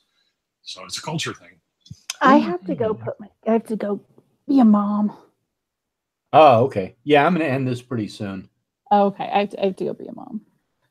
Yeah. Gotta get the kid in bed. All righty. Hanging out. I had fun. See, I told you I would do it. And I did it. It was a pleasure to have you on. It was great talking to you. It was nice meeting you. I enjoyed it. Hellbond has my contact stuff. You guys want to do it again? Okay. Yeah, I'm gonna have these every Saturday from now on, so you can stop on in if you like. All right, I will. All right. All right, guys. Bye. All right, take care. When we successfully weave back and forth between serious and fun and crazy, I think it comes off okay in the replay. Huh? I said whenever there's one of these hangouts, I manage to kind of get a good mix of some serious stuff and some silly stuff and some sort of poking fun at the crazies. It comes off okay. You can't have too much of any one of them or it breaks down. Yeah, well. You end up, okay, I'm hearing an echo. It's not me. Okay. It's just the voices in your head, man. No, I'm here. You don't hear an echo? Whoop! I did for like 1 second. Yeah. But I've got my YouTube muted. It might have just been Ani going through her windows and closing things out. Okay. She may have gotten the YouTube echo while she was closing out the programs. Okay. Anyhow, I don't know where the echo's coming from. But yeah. Okay. Can you mute yourself, please? Okay, there we go. Much better. All right. So, okay. So Animus, it was a lot of fun hanging out. Everybody in the chat, thanks for hanging out. Thank you, Annie, for hanging out with us. And so I'm going to try to keep doing this every Saturday. So for those of you who did join in this week, maybe next week you can. And did you want to say something? Animus? I was going to say, during the later part of the show, Way of 525 was bringing up some great issues from Native issues and stuff like that. And I'd love to have a talk with him about that at some point and sort of get the pulse speed of how that's going these days. Because I get along great with the Native Americans, but I don't always hear what's going on with them because it tends to be kind of quiet. And so I'd love to do a thing one day where someone from that community is able to give us some updates on the good, bad, and ugly in that world. Okay, yeah, that sounds like fun. Yeah, definitely. I mean, I don't care. Okay, sorry, Animus. If I'm gonna talk, you're gonna have to mute yourself. Sorry about that. But I'll try to give cues so you know. Okay, so. Yes, anybody can come in and join the chat. So, if you've never been in here, don't feel like I'm going to kick you out. So next week, if you want to join in Maya 525 or anyone else for that matter, please feel free to come on in. And if you're respectful and nice, you can hang out. So, hey, thank you so much, Animus. It was a lot of fun hanging out with you, and I'll definitely take you up on that suggestion maybe for next week. yeah, thanks a lot for having us in. We appreciate the time you put into it, man. It's really cool. All right. All right. Night all.